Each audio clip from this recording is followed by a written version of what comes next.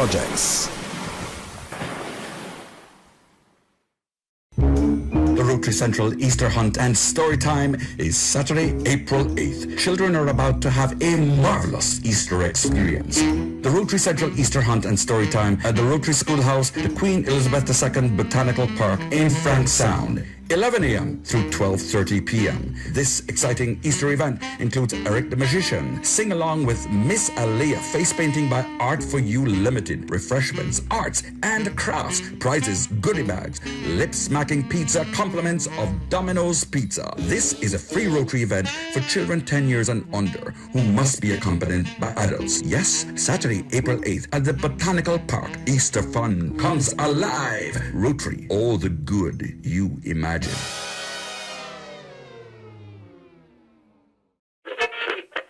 Oh, I think they're doing a great job. A lot of them are. Good afternoon, Dwayne. How are you? Not too bad, sir. Ladies and gentlemen, Radio Cayman's Talk Today with Sterling Dwayne Ebanks. But I do have some questions. There are more questions than answers. Radio Cayman's Talk Today. If you're ready to talk, we're willing to listen. Well, I really enjoy this program today. Cayman Islands' foremost listeners participation program. May God bless every person.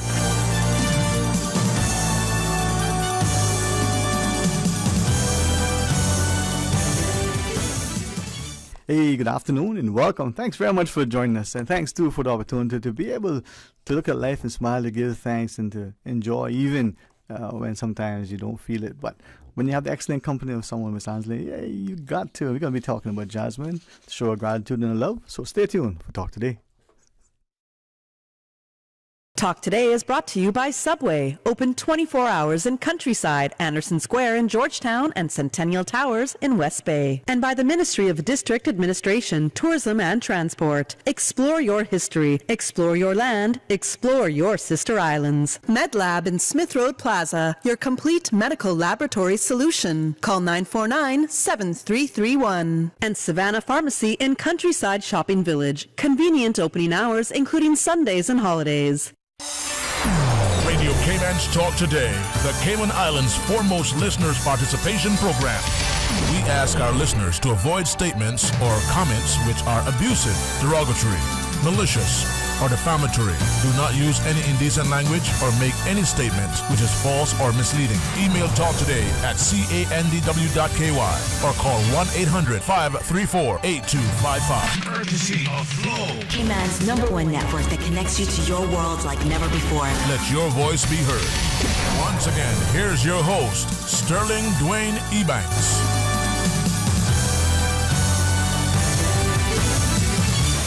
Hey, good afternoon. Welcome. Thanks very much for joining us in the studio. Thank you. How are you, Mom? So good to be back. Doing great. Jasmine's ticking along. We had I think it was last month that I talked to you about our Flag Day. Mm-hmm. And so first and foremost, a massive thank you to the Cayman community. You guys really came out and supported Jasmine and donated bits and bobs here and there. And we were really so impressed with just the sheer Cayman kind generosity that exists here. It is incredible. You know, and not just sort of the financial contributions that we make privately as individuals, sometimes privately as entities, whether they're foundation or corporate or otherwise.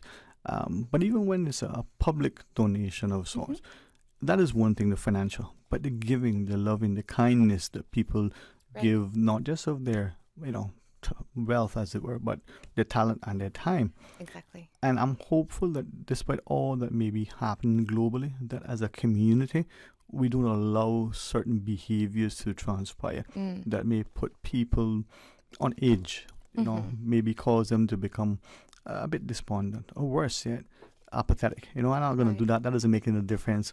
Who cares? Well, we saw the sea of Jasmine. I mean, it was honestly so overwhelming because yes, you might be giving money and we're grateful for the money because the money helps us provide services for people living with chronic illness. But what that is here is a gift. Yeah. Here is something that I can offer that I know you need. And, whether it's 50 cents or $5 or we didn't have anybody come in with 50,000 over Flag Day, but next time. But yes, the money was the physical manifestation of that just generosity of spirit. Yeah. That was so cool to see in Cayman, just across the board, from countryside all the way up to West Bay. Just everyone got involved and showed that this community as a whole cares for its people. I think what I saw, I don't think it was because I was consciously looking for it. I think it was so evident that it would be hard to miss. People gave, and they gave with a willing spirit. If they gave $5 or 50 cents, they wish they had more. Always. And the way they gave it, the way they dropped it, it was, no, thank you. It wasn't you as the volunteer recipient saying thanks only to the donor. It was the person saying, thanks. This is just a small gesture. Right. So in my role for Flag Day, I didn't get to stay at any one location and talk to people. I went around and checked on all of the volunteers who were collecting donations and standing outside of Foster's for us. And inevitably, somebody at this location and this location and this location will all say, someone just came up to me and told me their entire story about how their loved one was in Jasmine, or how someone abroad didn't have Jasmine and they really wish they did. It's so cool to see the community not only sharing of their financial means, but also sharing of their story and telling little stories across the island, and letting our volunteers be a part of them for a moment. It is such a beyond a generosity of the wallet, a generosity of the spirit, and really that Cayman kind idea that, as you say, we don't want to become apathetic to that, and it is at least on Flag Day. It was alive and well in our community. And this is something, as we look at what is unfolding globally, I'm really, really, really blessed to have friends and acquaintances who we can share candidly. We can look at the sort of the geopolitical landscape. We can comment critically, very constructively, but critically about the media.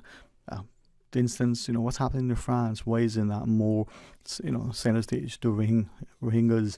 Or why isn't all these other things that are transpiring globally? We're not able to talk about it. And I said to share that in the Cayman context, when we recognize that our population is dynamic, it certainly isn't static, but the change is not always easily embraced nor understood. But if there is a shared ethos of kindness, a shared ethos of, what are the true values? Well, personal safety and security, the sense of economic, social, and political stability. And people saying, where is he going with this? Well, it's quite simple. If we who live and work here, irrespective of how we may feel about our ancestors or about the time now, if we're not doing all we can to enhance that safety, security, and stability, the civility in our society, then nothing will transpire. As we age, what is our society doing? How is our safety? How are the people who are there to care for us, whether they're paid, right, or whether they're volunteering? How receptive? But more importantly, what about the access to that? Is it only because of the finance? You don't have the best health insurance or the biggest and deepest pockets, then you don't get it? Well, that's not the case. That is not the case in Cayman. So you bring an interesting point up about access to this kind of care. So recently, the World Health Organization, the health organization that keeps an eye on the state of healthcare across the globe. Or should. Should, ideally. The globe is a kind of a big, realm. It's a big space. But they have said that hospice and palliative care is a human right. We all deserve to end our lives in grace and in care and in comfort, not in pain. So what's really interesting is when we had our palliative care conference, that was brought up to us from one of our speakers, and it was also brought up that throughout the Caribbean, Cayman is the only place with free hospice and palliative care.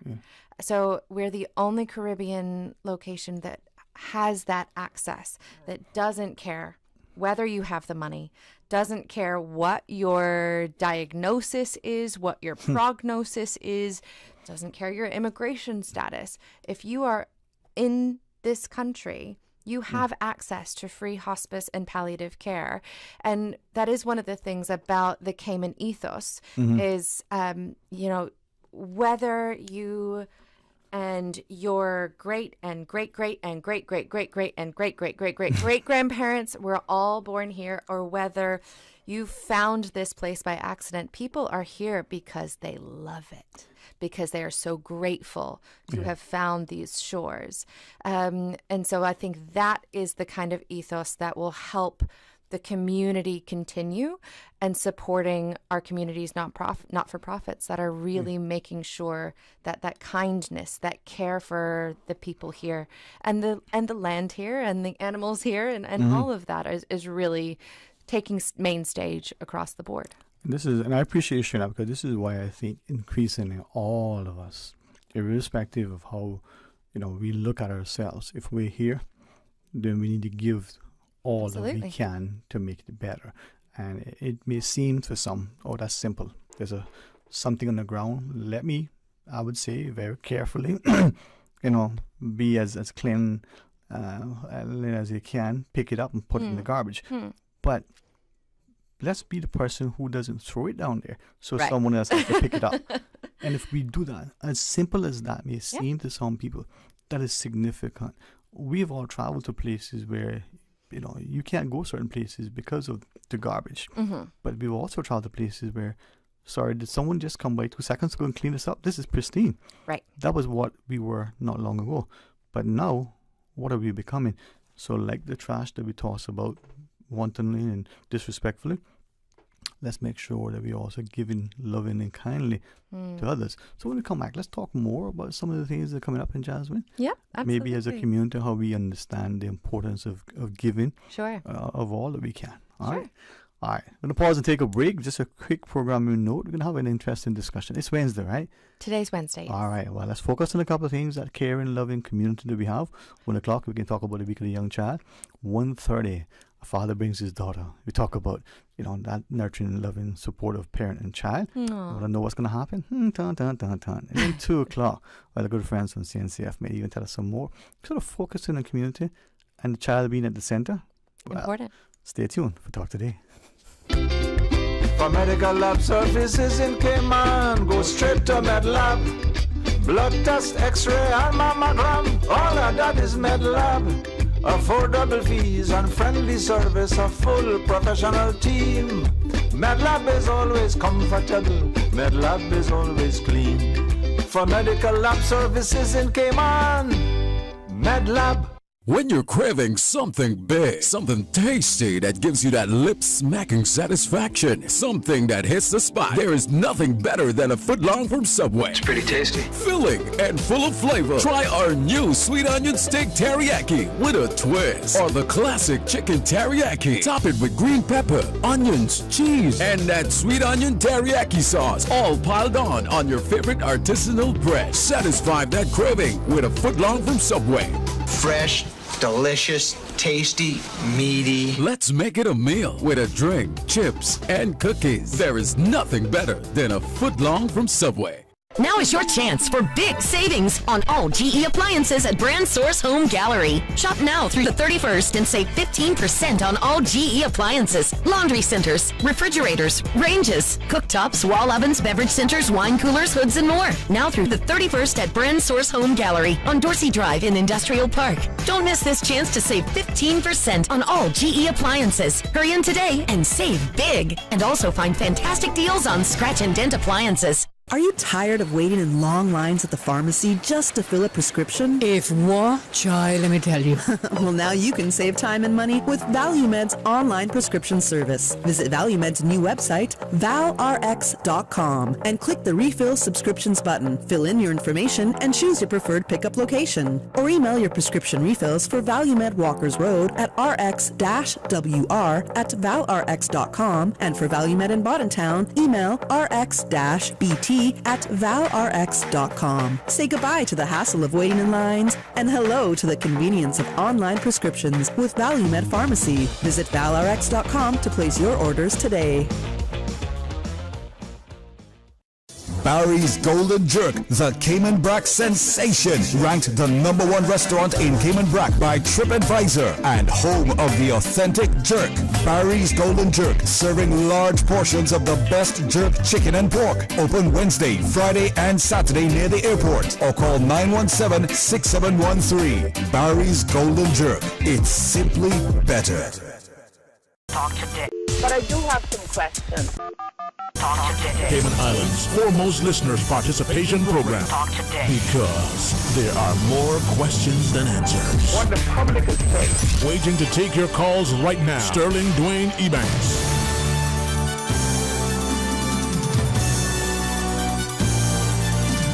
Hey, good afternoon and welcome. Thanks for joining us, and thanks to what perhaps Miss Felicia would say was the face of Jasmine prior. Maybe it's No.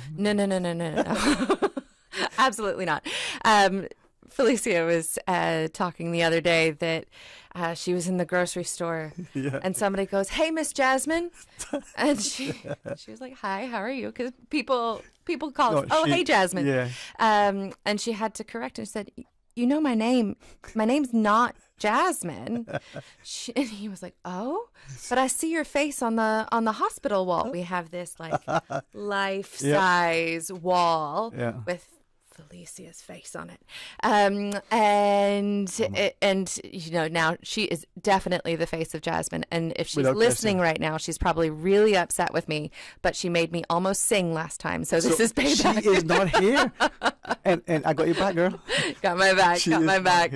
Oh, but so yeah, Jasmine is. So it's a new brand. We, again, used to be Cayman Hospice Care, but 4 years ago, changed to Jasmine because what we do is not just hospice. We care for the whole family from the point of diagnosis, really focusing on palliative care. And palliative care, when I started at Jasmine, I had to Google this word because it's not intuitive, but it's comfort care, whether you're still receiving treatment or not. And it's comfort care for the whole family. So it's just support. It is providing medical care for the patient if they're experiencing terrible symptoms from their treatment or from their disease. It's just all about making sure that those in our shores living with chronic illness have the highest quality of life that they can. And this is where I'm glad you shared that there is a perception global. There's probably still a level of misunderstanding for different reasons, and because the service isn't just the hospice, that end of life comfort. Correct. It's the other stuff. Then the supporting with our friends, perspective and consent. He was sharing the discussions we've had over the years with Miss Felicia's predecessors, with your predecessors. From my personal perspective, if there's a resource that the community can access, if it's affordable, or if it's heavily subsidized in some way that is beneficial, then the community should know about it. Exactly. And as a community, we should be supportive. We should also hold the thing accountable. We should make sure that it's responsible for its endeavors and the like. Yeah. And he was here and he had a view, and we just had a discussion just prior to Flag Day. And he was sharing issue of illness transpired in the family. Some were saying, just reach out to Jasmine. Just reach out. You have the physicians, you have the counselors, you have all the support. Can I guess what happened? Tell us. What happened is they said, no, we're not giving up yet. We're not ready for Jasmine to get involved. That's for the end. Yeah. Right. So, and that is the entire reason we changed the name, because we're not just for the end. If a family lets us journey with them through the course of the illness, they may not need us all the time. Mm-hmm. It may be the initial diagnosis. You need someone to just like kind of explain things to you and be there for emotional support of the family. That's it. And then we can kind of fade into the background until you start treatment. And if you're really experiencing some negative symptoms of treatment, Jasmine can come back in. We're already familiar with the family, your general desires of how you want treatment to go, and we know you. Then we come in and we make sure that you're a little bit more comfortable, give a little bit more comfort and confidence to the family and the caring. And then once that kind of subsides and you're good to go to receive more treatment, we fade into the background. Yeah. And then we come back into and back as many times as we need to. And again, it's, there's been a lot of people that have reached out and said, well, I have a chronic illness. Can I receive support? And the answer is absolutely. But if you need us, like if you are not experiencing, pain from either treatment or your illness, if you have a solid support system, if your doctor is on board with your plan of how you want this to go, like you seem to be doing be doing okay. Like keep us in touch, but you might not necessarily need our services for every step of the way. And the thing is, as I listen to it, it's sort of what I know our community was like not that long ago, where as extended members of the family and as the wider community, we supported each other, not just during that time or in immediate bereavement, but continually thereafter. Sometimes I recall that it was the ladies primarily, only because maybe that was how it was. But they would bring over something to eat for members of the family. Some little baked sweet dish, some other sort of meal. And it was that continual sort of community check-in. Right. We've grown a lot. We've not as connected as we were. So a resource like this helps because there's a professionalism to it as well. Exactly. It's not dispassionate, as it were, right? But it is and a it's sense of high quality care. It is, and it's free. Yeah. I always like to say, okay, your family gets a diagnosis. What do? You're sitting around the kitchen table, and you have to call your brother, and you have to say, I've just had this diagnosis. Well, brother's first response is, oh my goodness, are you okay? Then it's, what do we do? Yeah. First thing I'm going to do, I'm going to be like, hold on, I think my uncle's a doctor. I'm going to call my uncle. He'll be able to explain this to me. Yeah. But as you say, the community and the world in general is getting a little bit more, far flung, where your friends are a little bit further, your family's a little bit further. What if you had a community organization that you could call at the point of diagnosis to get information, to get support, to get guidance? And that's what Jasmine is. Yeah. And I think if she doesn't mind, we have incredible love and support and respect for Miss Felicia. Oh, of course. But as a nurse, as it were, as a trained nurse, she's, I think, probably one of the most supportive faces for Jasmine.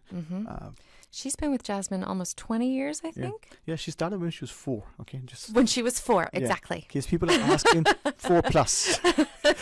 But I remember sitting there and she was having a conversation, and she wasn't trying to sell nor convince, but the way she explained, you could see that my interpretation, and I hope she'll forgive me if I misunderstood, but the love, the concern, the compassion that she had. And she said, this is how I see the resource. We're there for you when you want. You may have a perception, you may have a reluctance, for whatever the reticence, but understand, here's something that we want to make accessible to you, and we want you to know that it's there. And as I listen to sometimes, her explaining something that someone else explained, the very same situation. She has the heart for it. She has the heart. And well, let me tell you, she also has the stories. Yeah. She has the testimonials of people that have kind of changed her worldview. And it's a wonderful thing to be working in the not-for-profit industry, because you do have these stories.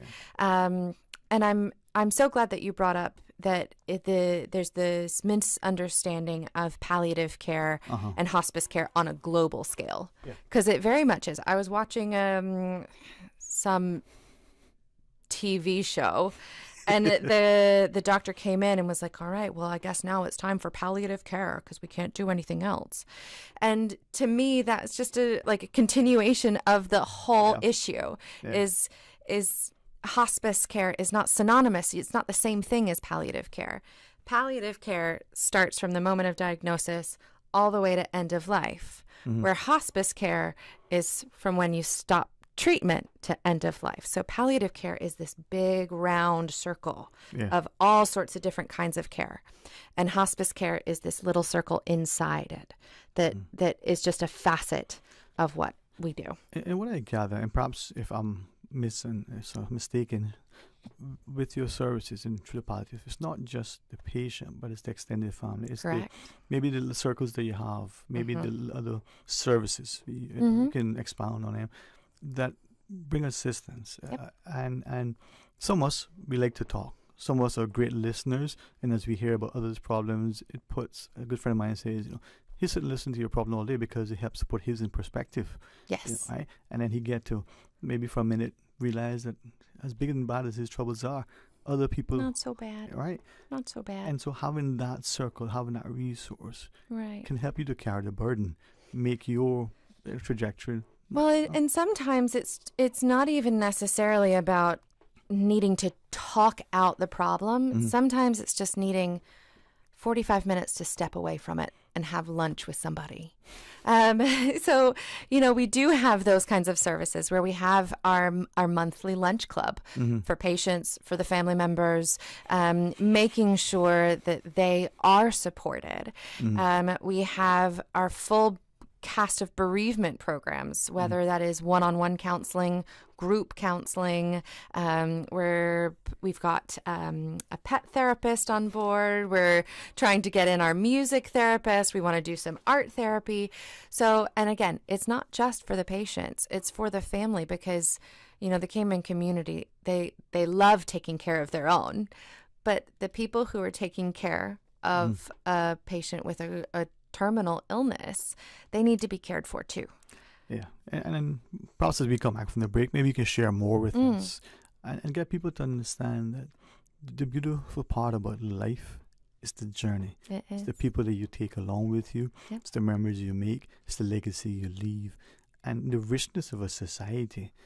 We always talk about, we measure how well we take care of the most vulnerable, our elderly and our youth. They're the bookends. But the question, what happens in between? I mean, I love to read. I prefer a book over some dumb screen, but I prefer a hardback over paperback. And it's the rigidity of that, cover. Sure. And the pages in between, they're us. How do we color those pages? What notes do we make? What impact are we leaving? I can give you some thoughts on that. Yeah. I can give you some thoughts on that. All right. Well, you know what? I'm thinking maybe we should have a show, easy listening with Estelle. Yeah, all right, join us after the break. Remember, we got some good things happening after our headline news at 1, but between now and then, we'll laugh and we'll learn. So stay tuned for Talk Today. Busy, busy, busy. Feel like there's not just enough hours in the day. Savannah Pharmacy, service to make your life easier. Now you can WhatsApp your prescription order to 929-5045. And pickup is just around the corner with everything your family needs and convenient opening hours including Sundays and holidays. WhatsApp your prescription order to 929-5045. Savannah Pharmacy, wholesome values with modern conveniences. Wouldn't it have been grand if you had purchased land 30 years ago? It may not be 2020, but a perfect vision has never been more clear. Cayman Brac and Little Cayman, poised for growth with an eye on the future. Your land, your history, your future. Discover all that our sister islands have to offer. JN Money touching down again. Now you can send your US dollars at any location on island, including the BRAC. It's easy. Just walk with your US dollars. No need to convert to CI. This is another convenient service available at JN Money. They always find a way to make it easier and hassle-free. So remember, when you need to send your money and you only have US dollars, don't ever think of what to do. Just head straight to any JN Money location and send your money the fast, convenient, and affordable JN Money. JN Money, touching down again. JN Money, ranga to la friend. I've got some beautiful clothes. I know just where they go. Puritan Cleaners. Puritan Cleaners, now using the most popular and eco-friendly cleaning solvents. 2 convenient locations to serve you: Savannah Countryside and Eastern Avenue, Georgetown. Drive-through, rain or shine, free pickup and delivery services available. Call Puritan Cleaners 949-7104. Also ask about our in-house discounts. Puritan Cleaners, you feel good when you look good. Puritan Cleaners, 949-7104. That's 949-7104. Are you a Caymanian job seeker searching for employment? All jobs, whether full-time, part-time, temporary, or permanent, will be required to advertise on the Jobs Cayman portal. Visit work.ky. That's worc.ky to start your job search to see all available jobs or to apply. For assistance in registering or to learn more, call toll-free 1-800-534-9672 or customer care at 945-9672. 945-9672 today. Talk to Dick. But I do have some questions. Talk to Dick. Cayman Islands' foremost listeners participation program. Talk to Dick. Because there are more questions than answers. What the public is saying. Waiting to take your calls right now. Sterling Dwayne Ebanks.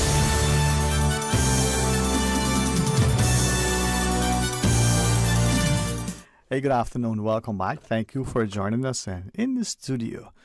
I wonder, if she says her name, do you want me to say my name? Say my name. Oh, you what is around? Okay. Felicia, where are you? No, exactly. No, we're not doing this. Ansley. Ansley. Ansley. Easterlin. Not a G. No G. Lin. Easterlin. That would make it easier for West Bayers to say, because, we don't put the G's in the end. Don't worry about the G. We don't need the G. There's no G. There's no G. Yeah, she knows the G. No. Well, to get to your point about the book. The book.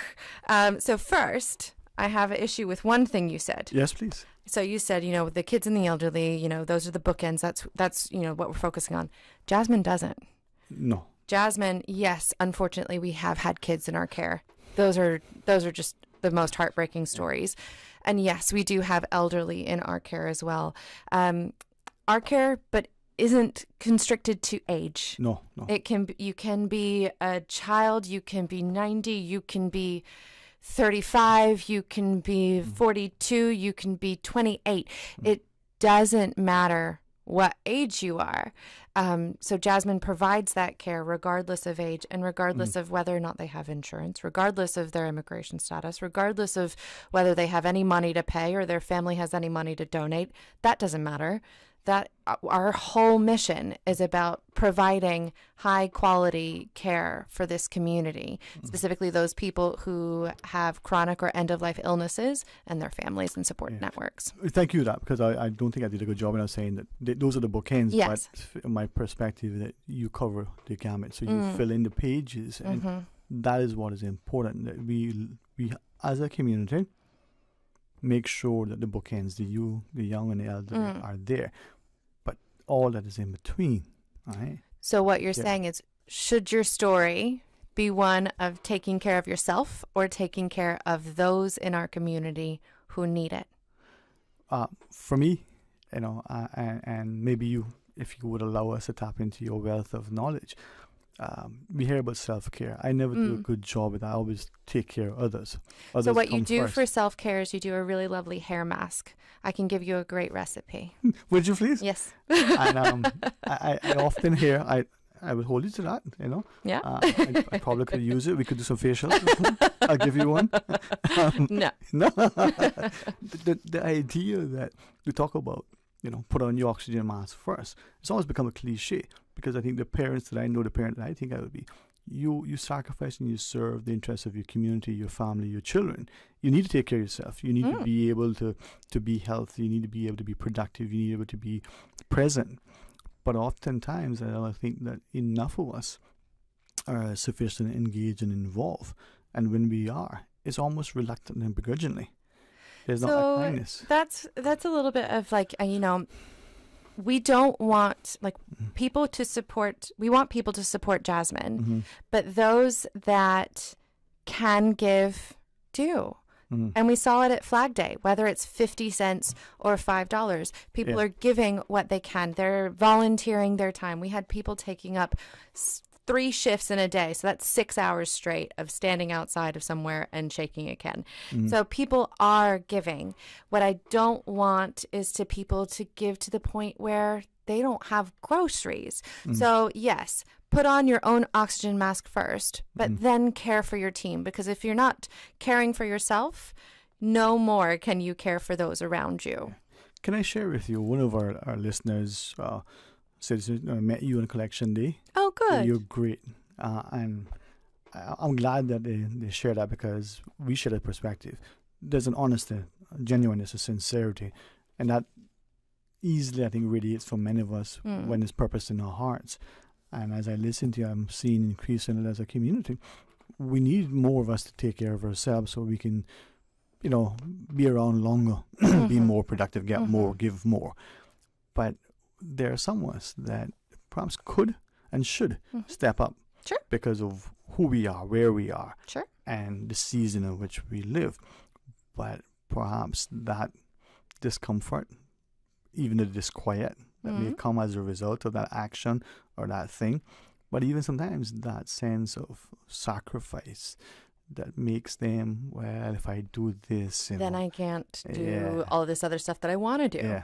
I mean, and that's the conundrum of fundraising. There's a whole lot of this idea that you want to people, as we said in the break, I have to believe that people are generally good at their heart and soul.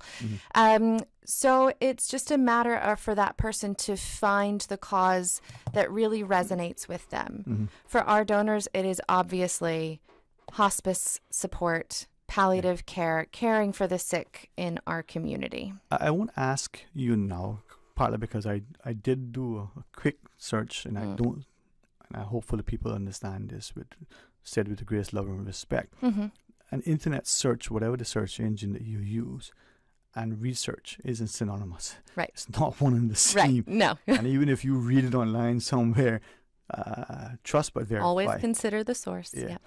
And globally, not many places have palliative care nor hospice care.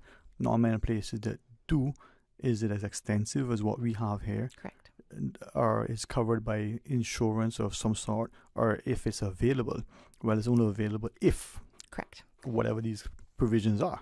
Correct. Jasmine is incredibly unique. I can't say with a level of certainty like that there's nothing like us around the globe, but we are incredibly unique in that we have a high level of care. We do a lot of different things to take care of a person from the point of diagnosis, taking care of their family, past end of life, and all for free, not charging to insurance, not requiring someone to have insurance before they can come through our doors. So we've tried to take the barriers down as much as possible to people receiving this level of care. Again, it is if they need us, if they don't have a support system, if they have the medical need. But it's so much, it's so unique in that there's no fee. There's no requirement to have insurance.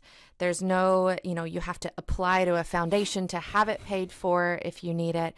So yeah, Jasmine is really unique, and Cayman is quite lucky to have an organization that really just gives and gives. And I'm glad that, we share our perspective and that we can perhaps get people thinking, because if we look at what is Jasmine and what that could mean for society. And if that level of love, care, concern, and involvement and engagement is synonymous with a civil, healthy, given society, then that'll easily translate into other positive things relative to what we're doing in our society for each other, with each other. Just increasing the pride in the community health. Yeah. Instead of kind of a singular self. Yes.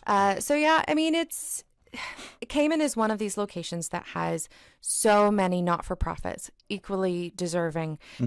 And fortunately, there are those in the community that have stepped up. Yeah. There are so many people who have said, I believe in what you do. How can I help? Believe in you. No, this is all you. Did you see him over there? He's like, hit the pause button. He's crying. Oh, come on, man. It's Wednesday. All you. She laughs. But yeah, I mean, it's, again, I think across this whole conversation, we've kind of discussed that pride in the community and kind of a sense of responsibility to care for our community is really what drives the non-for-profits to do the service and what drives the community to support the not-for-profits. And it's very much a symbiotic relationship. It is.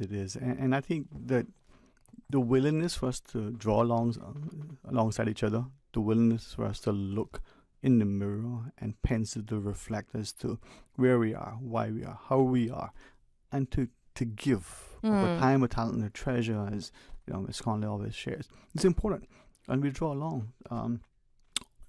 The thousands of volunteer hours, on Flag Day, that was not just one day. Yes, there were neither flags nor was it one day. It was 2 days, and there were still no flags. It was, like I said, it was thousands upon thousands of volunteer hours. So I don't have a lack of faith in the intention of the community at large in Cayman to band together for the sake of the not-for-profits that are serving a greater need in the community. There may be one person who says, I don't have any idea how to care for someone with cancer. What do I do? But I can support Jasmine. I can volunteer with them and make sure that they have the support that they need to go do what they can do. All right. Well, I'm looking forward to our discussions, and Miss Fee, when she has time, she'll join us. Felicia will be here next time, I promise. And this isn't bye, Felicia. Hi, Felicia. I know. And from the very young and young at heart who volunteered, from our retired members of the community to their grandchildren who joined them, we saw willingness, and for me, it's encouraging that we're able to nurture and inculcate an ethos in our society.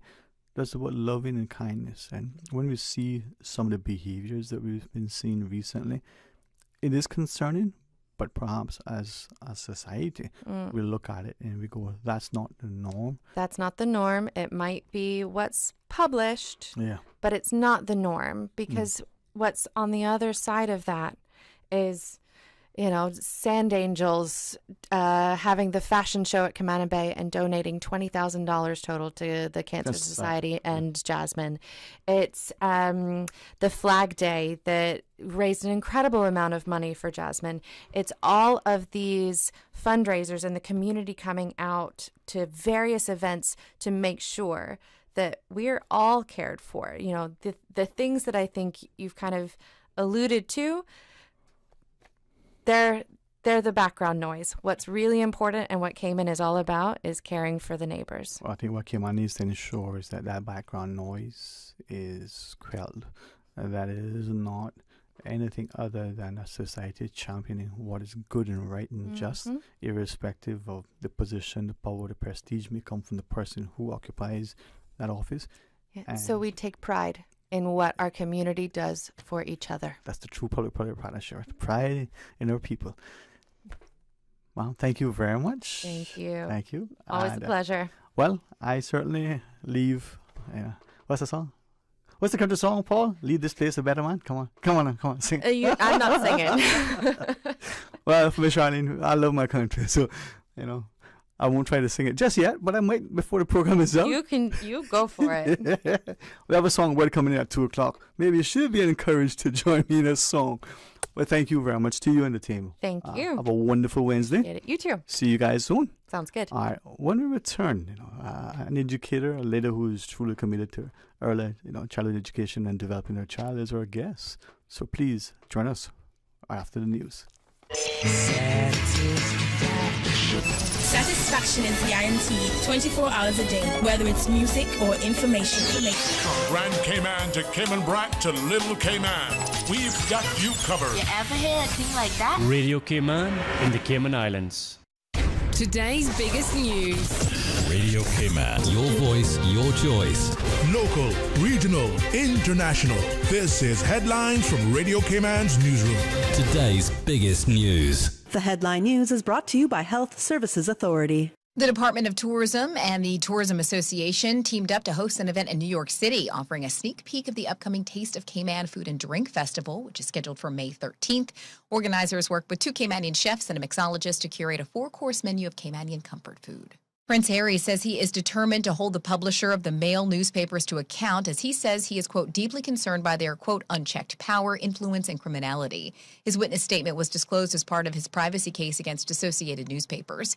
In it, he also claimed that he was kept out of royal family discussions about taking legal action on phone hacking. He attended the High Court for a second day of legal arguments on Tuesday. And Adidas says it is withdrawing a request to the U.S. Trademark Office to reject a Black Lives Matter application for a trademark featuring 3 parallel stripes. The sportswear giant did not give a reason for the reversal. On Monday, Adidas said the Black Lives Matter Global Network Foundation design would create confusion with its own famous 3-stripe mark. It added that it had been using the logo for more than 70 years. Those are your headlines. I'm Karsley Fuller. For the latest in news and information, follow Radio Cayman on social media, Facebook, Instagram, Twitter. Download the Radio Cayman app or log on to our website, radiocayman.gov.ky. The headline news are brought to you by Health Services Authority.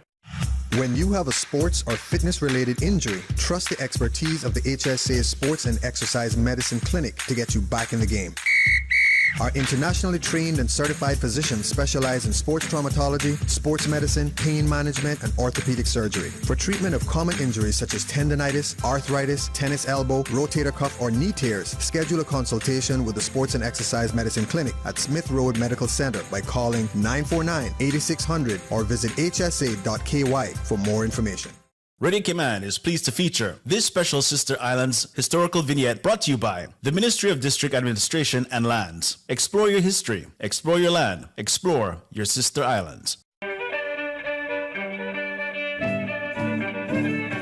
Hinton Roxroy Connolly was born in Creek, Cayman Brac on the 9th of September 1937. The second of 8 children born to Henry Kitchener Connolly and Olive Connolly, fondly known as Big H to his family and friends. Like so many other Caymanian boys and men, young Hinton went to sea at the tender age of 17, working with national bulk carriers for 5 years. During his tenure at sea, Hinton sailed on many different ships, namely the Ulysses, Old Titan, St. Clair, Petrolor, Petra Sea, and Petra King. He sailed between Portland, Maine to Venezuela. Radio Cayman is pleased to feature this special Sister Islands historical vignette brought to you by the Ministry of District Administration and Lands. Explore your history, explore your land, explore your Sister Islands. Explore your history, explore your land, explore your Sister Islands, the ultimate staycation experience. Your culture, your freedom, the land that time forgot isn't gone. It's your Sister Islands. Discover all that our Sister Islands have to offer. Talk today. But I do have some questions. Talk today. Cayman Islands' foremost listeners participation program. Talk today. Because there are more questions than answers. What the public is saying. Waiting to take your calls right now. Sterling Dwayne Ebanks.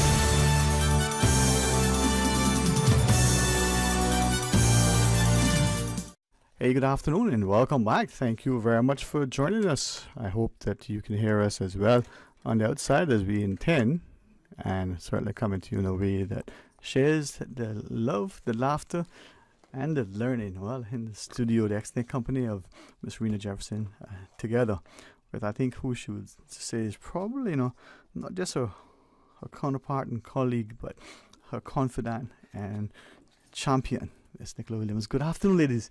Thank you very much. Good afternoon. How are you all today? Good, thank you. You know, Wonderfully it's blessed. amen to that. It is.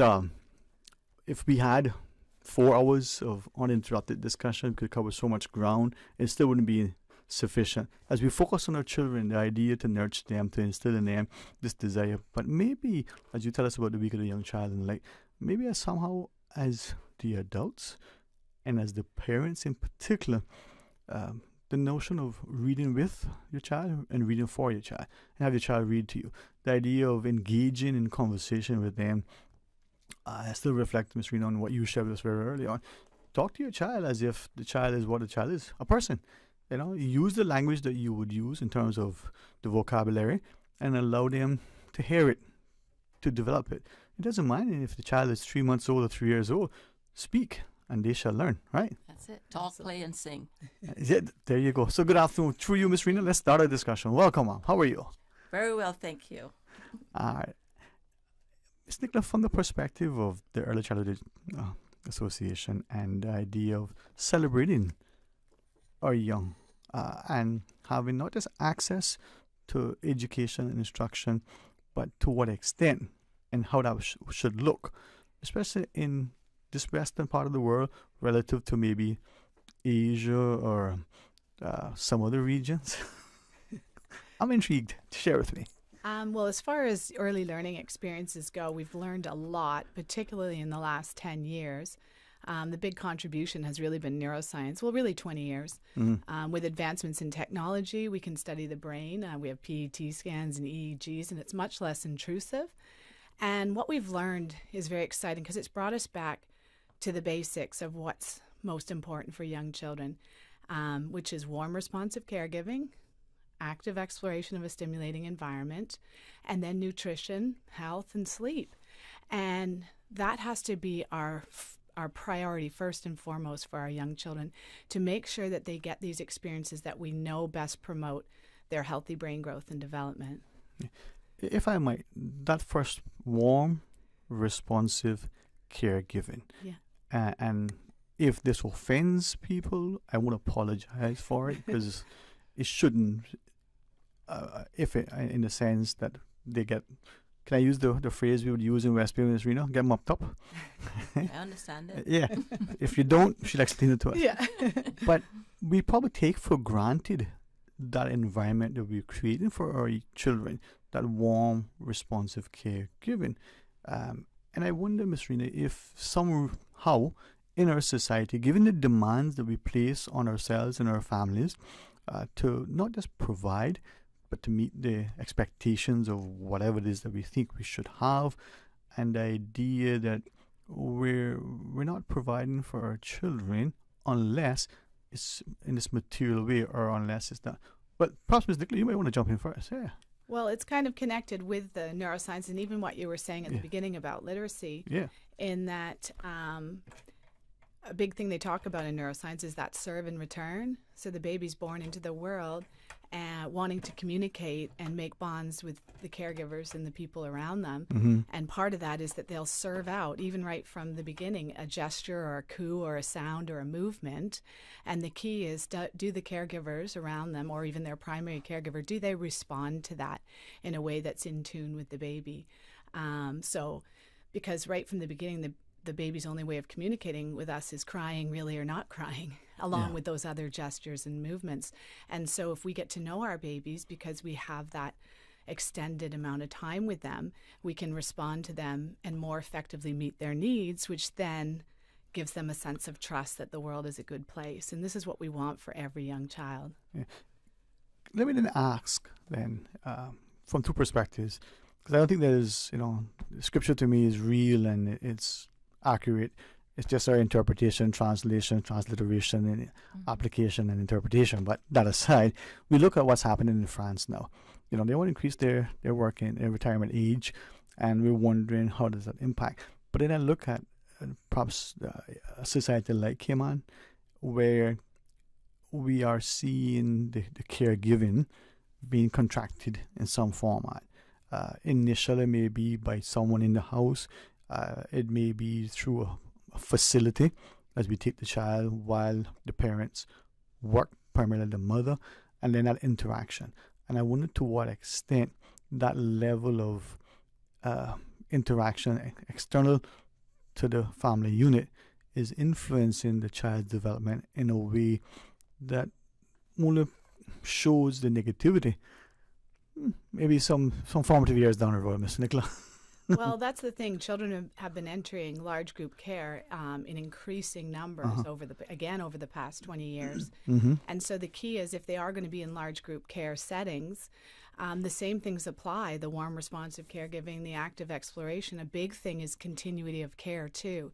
And so we need to look at the early childhood sector and around the world as well, and look at the kind of remuneration that and the value we place on early childhood teachers in comparison to teachers of older children, because it does affect that continuity of care, because you get a workforce that's very transient, and then the babies are having one caregiver after the next.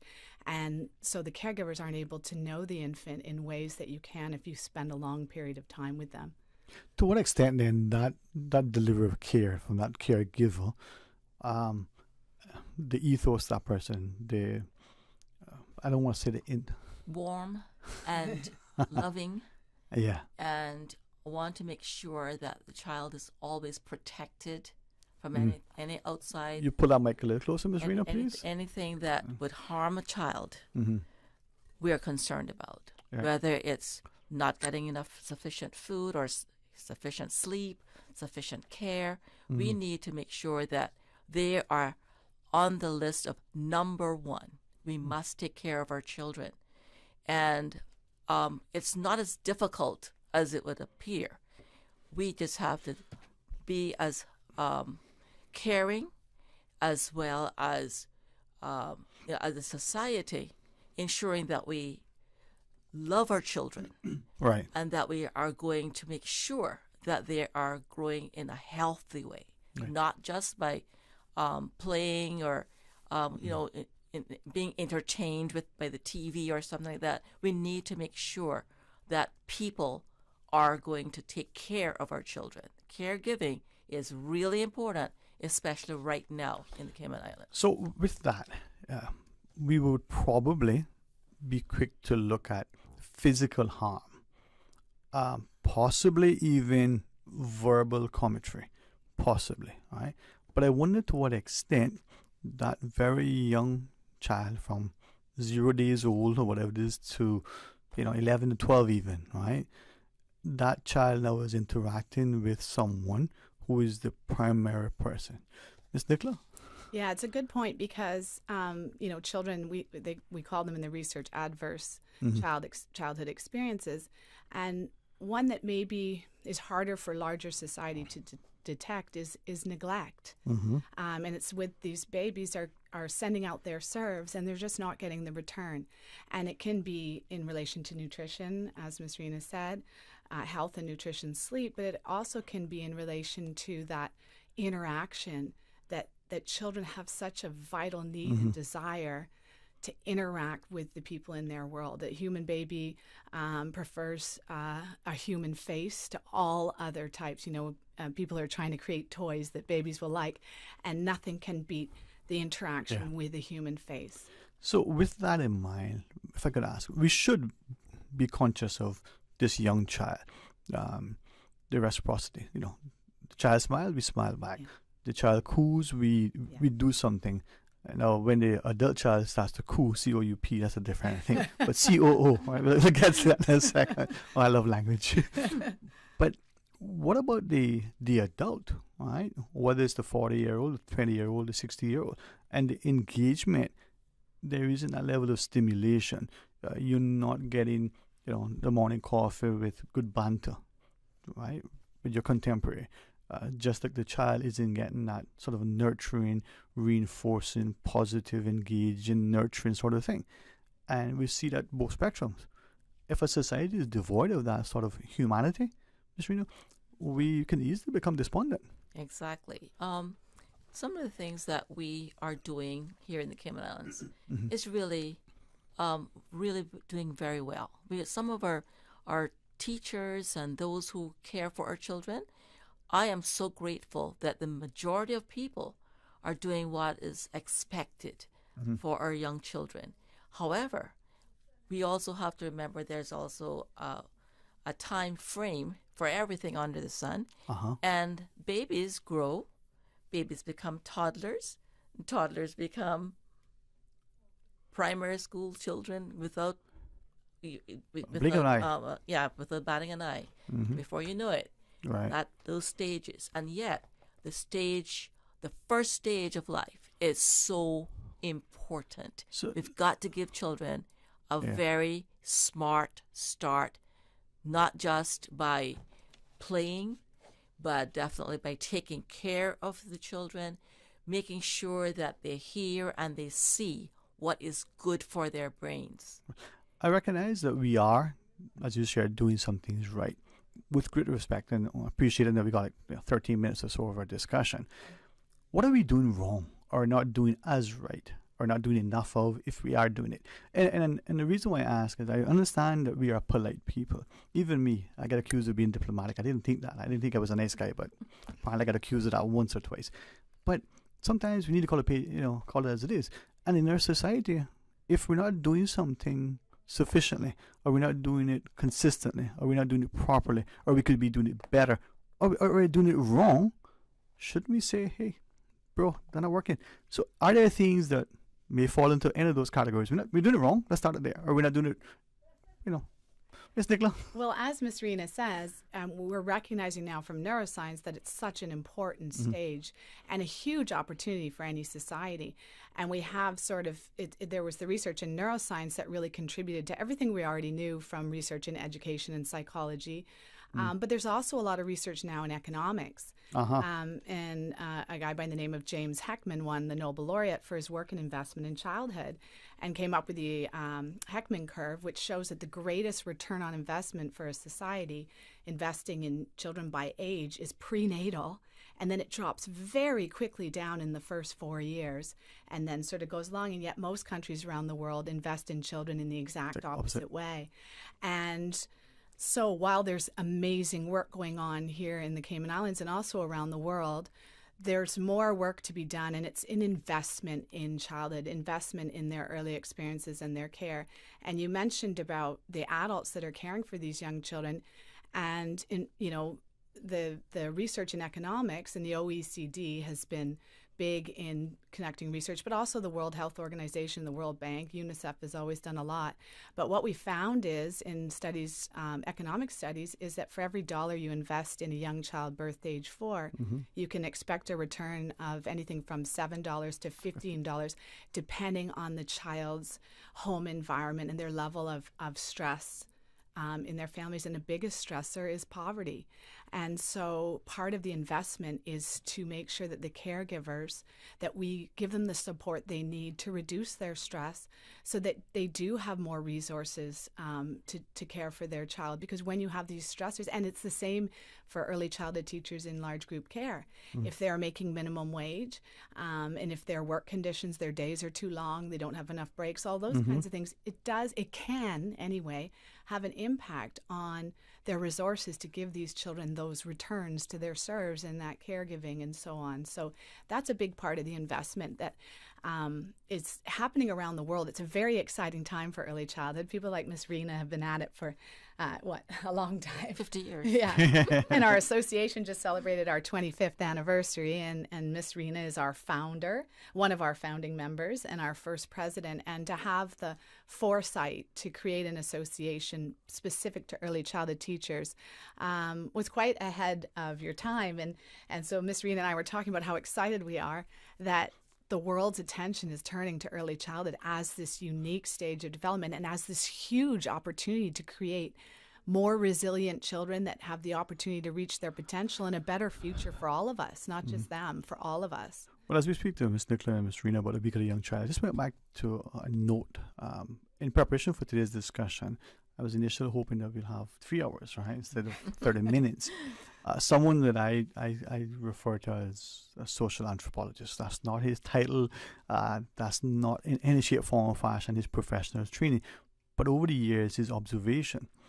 And we were talking in the last segment. I was speaking to someone that we meet with friends and we have these engaged discussions about things, and we get to openly, hopefully constructively and positively, but be critical of what is happening. Why isn't this in the media? Or why is the media presenting it this way? Or why isn't government doing something about this? Or why aren't you? Whatever it is, right? So here's a guy who sort of takes that on board, and we have, in my mind, some very wonderful discussions. I come away realizing that there's so much more to learn.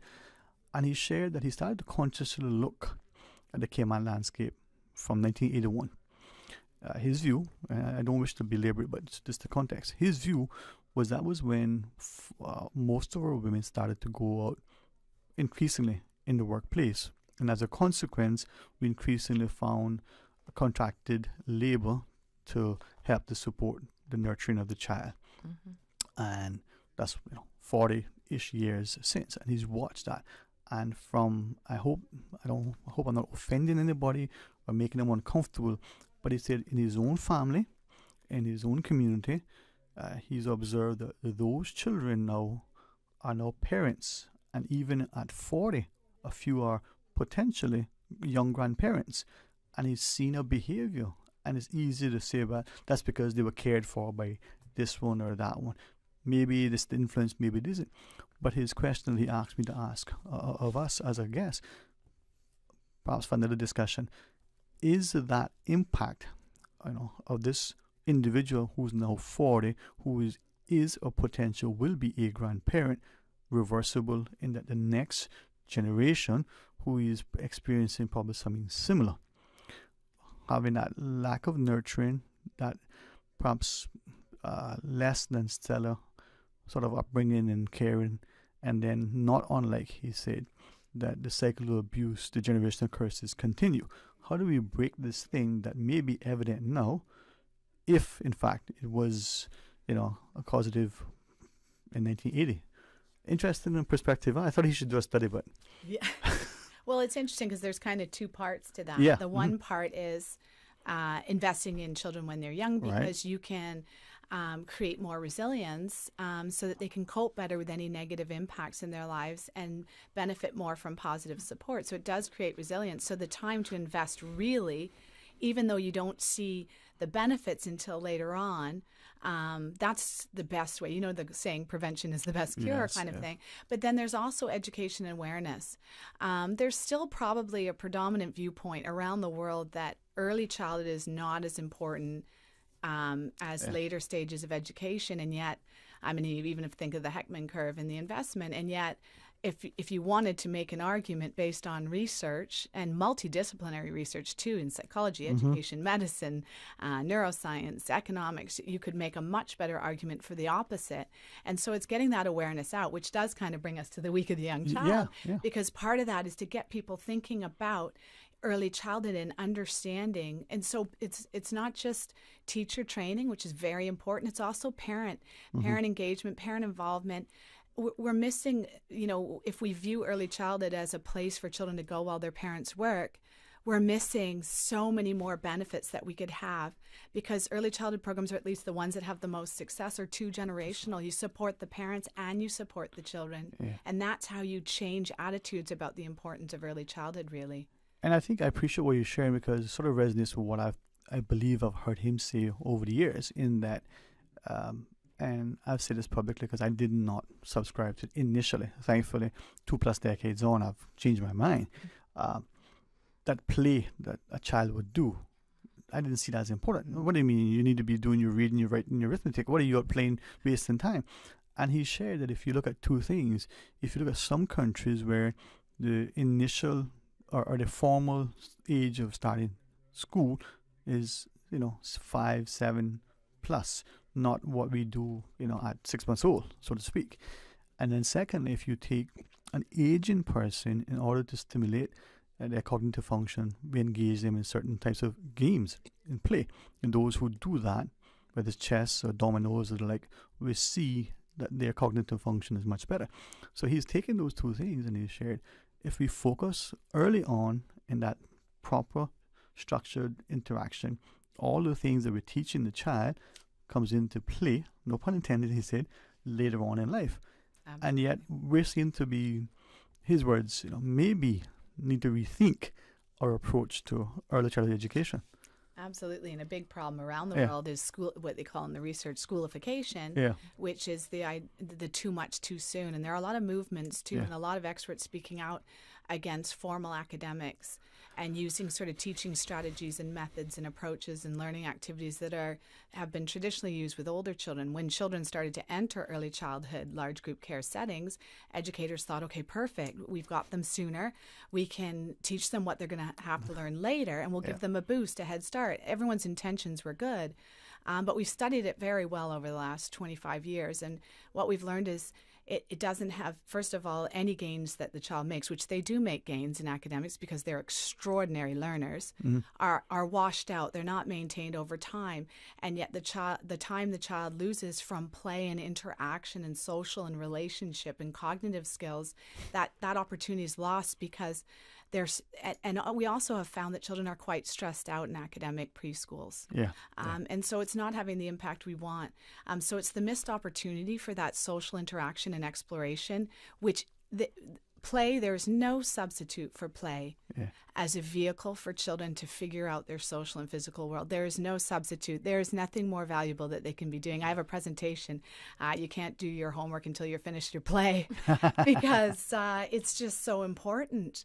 And people don't reckon it. People are starting to recognize, I think, on a larger scale, the importance of play, but they can't quite let go of that schoolification idea. That's it. Because it's counterintuitive. He likened it as an analogy to the feedlots for the herd of cattle, to the person who has one or two, and they run it around in the grass. Well, he didn't use this word, but I use it in the grass piece. So we're talking about free range and it's organic, but you have this one that you're nurturing as opposed to this herd that is penned in this area. And as I listen to his perspective now, I would joke and say it's because he's 1,000 years older than me, but it's not that. But you get the wisdom of the years, right? We keep saying this and we keep having discussions. Each time you come, I learn more, I go read more. But I'm hoping that as a people, we start to appreciate the importance of this and that we're not so, my words, okay? Correct me and chastise me as educators if I'm wrong, so foolish into thinking that in doing this for this group, that it's going to be great because it benefits them. But what about the rest of us, who are also part of it? And if we all partake in a positive, holistic, nurturing way, then it may not be equal benefit, but certainly that floating, that tide will raise all ships, right, Ms. Rena? Right, and not only that, but remember, we still have a good adage that says it takes a. Well, it says a village, but I believe it is a child, but at the same time, families have to gather together. Families have to help one another. We have to increase the potential of all of our children, because when they're very young, it's their minds that are in the making. And that's the title of a book, by the way. Mind in the making. Mind in the making. Perspective taking. Learning all kinds of things about you, yourself, your environment, your family life. Every place you go, you should be learning what this place is like, etc. So the children today have a great and grand opportunity to do well. And my hope is that as we discuss and talk about young children, the youngest among us, they have great potential and they need the training, they need the loving care. We need to ensure that our children are well taken care of. Indeed. Well, as you share that, I think three things immediately come to mind. This notion from the scripture talks about faith without works is dead. We talk a lot, but what are we doing? We ask ourselves, do we apply it in our lives? Train up on a child and where he should go. But are we? And then, I know it's reading about remember the scripture, don't let them forsake you because of your youth. To what extent, or we're applying that to our lives, and are we dismissing the young mind? I think it's important to note that some amazing work is being done. The Early Childhood Care and Education Unit have all kinds of initiatives that they're doing, the Baby and Me, the Smart Start, and they're focusing on younger children as well. We have the ECAP program. So we have a lot of amazing things going on. We have Life. Our association has partnered with Life, and they're really focusing on early years more than they ever have before, seeing this same opportunity. Erica Diaguilo is an amazing advocate out there for early childhood. and of course our Cayman Islands Early Childhood Association. There are a lot of great things going on, and it is getting more and more attention. So, but we still got a lot of work to do because it's that important and it's that big, and the early childhood sector has a lot of challenges that are not going to be easily overcome. Teacher training is, and we're partnering. We already partnered with the University of the West Indies to have a certificate program in early childhood. And now we're in talks with UCCI to get an associate's degree so that teachers who want to go on and up their training to a degree, because we need to elevate the status of this profession. Right. And one major way to do it is through education.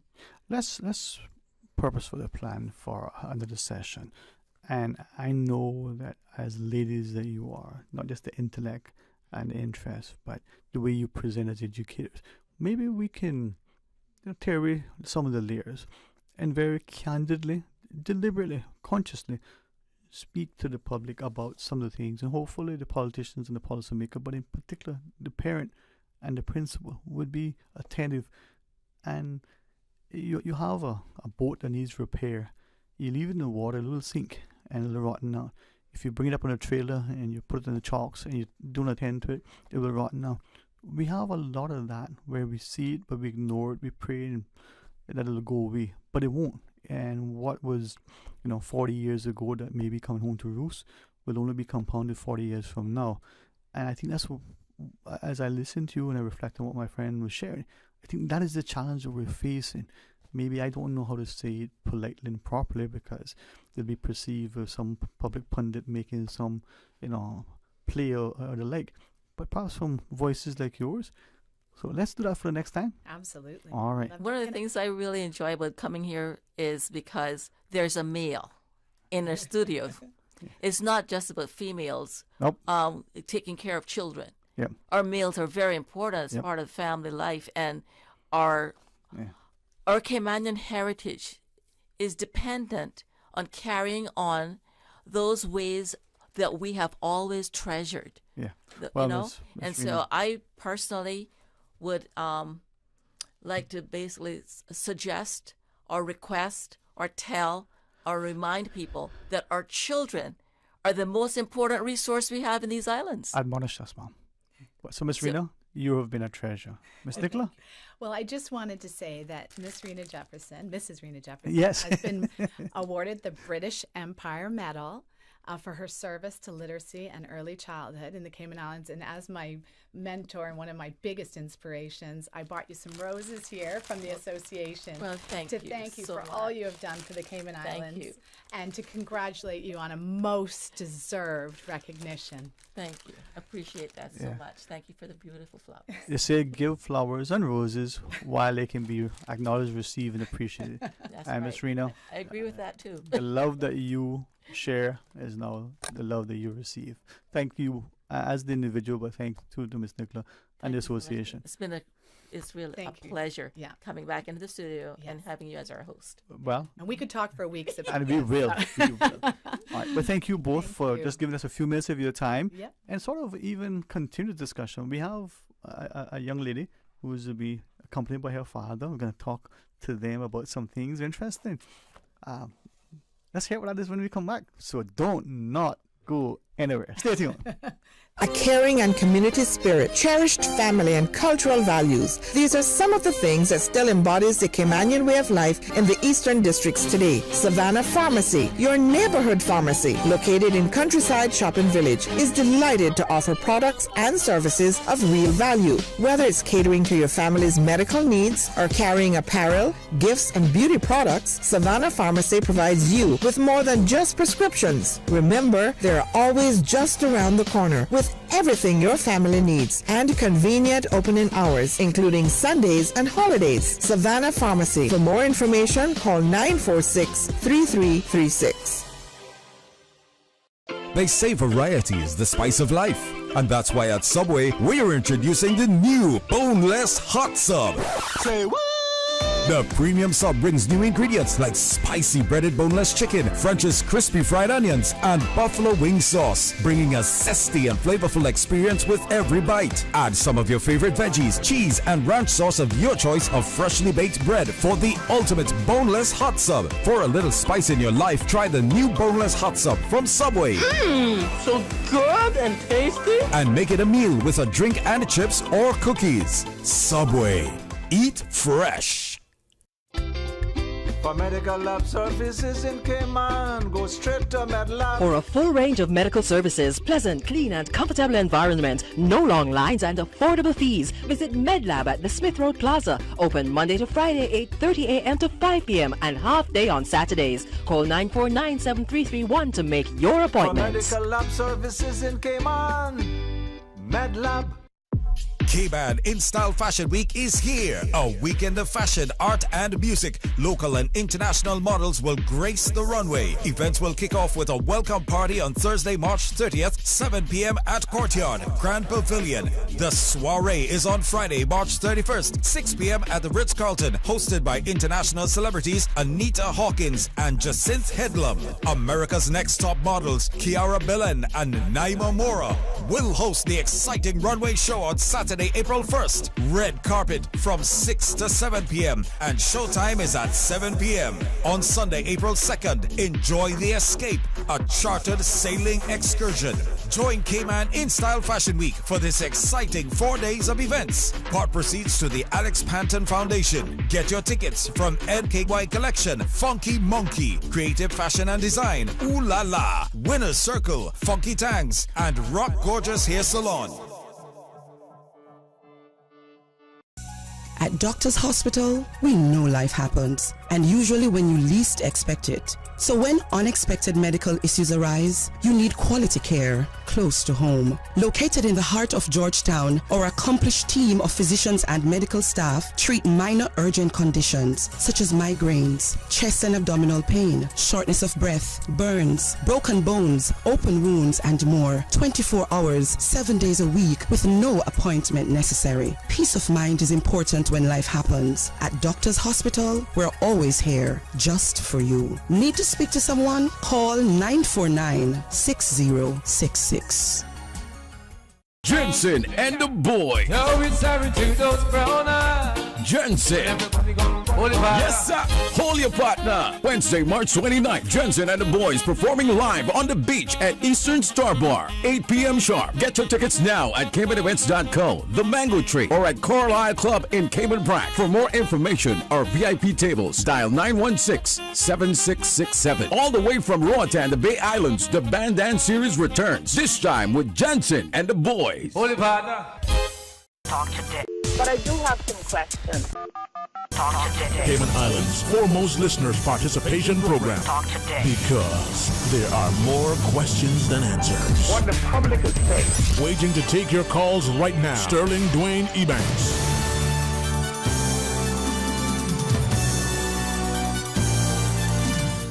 Hey, good afternoon and welcome, and thanks very much for joining us. Always a pleasure to be able to focus on the wonderful people in the society, and in particular, the young gifted minds that we have.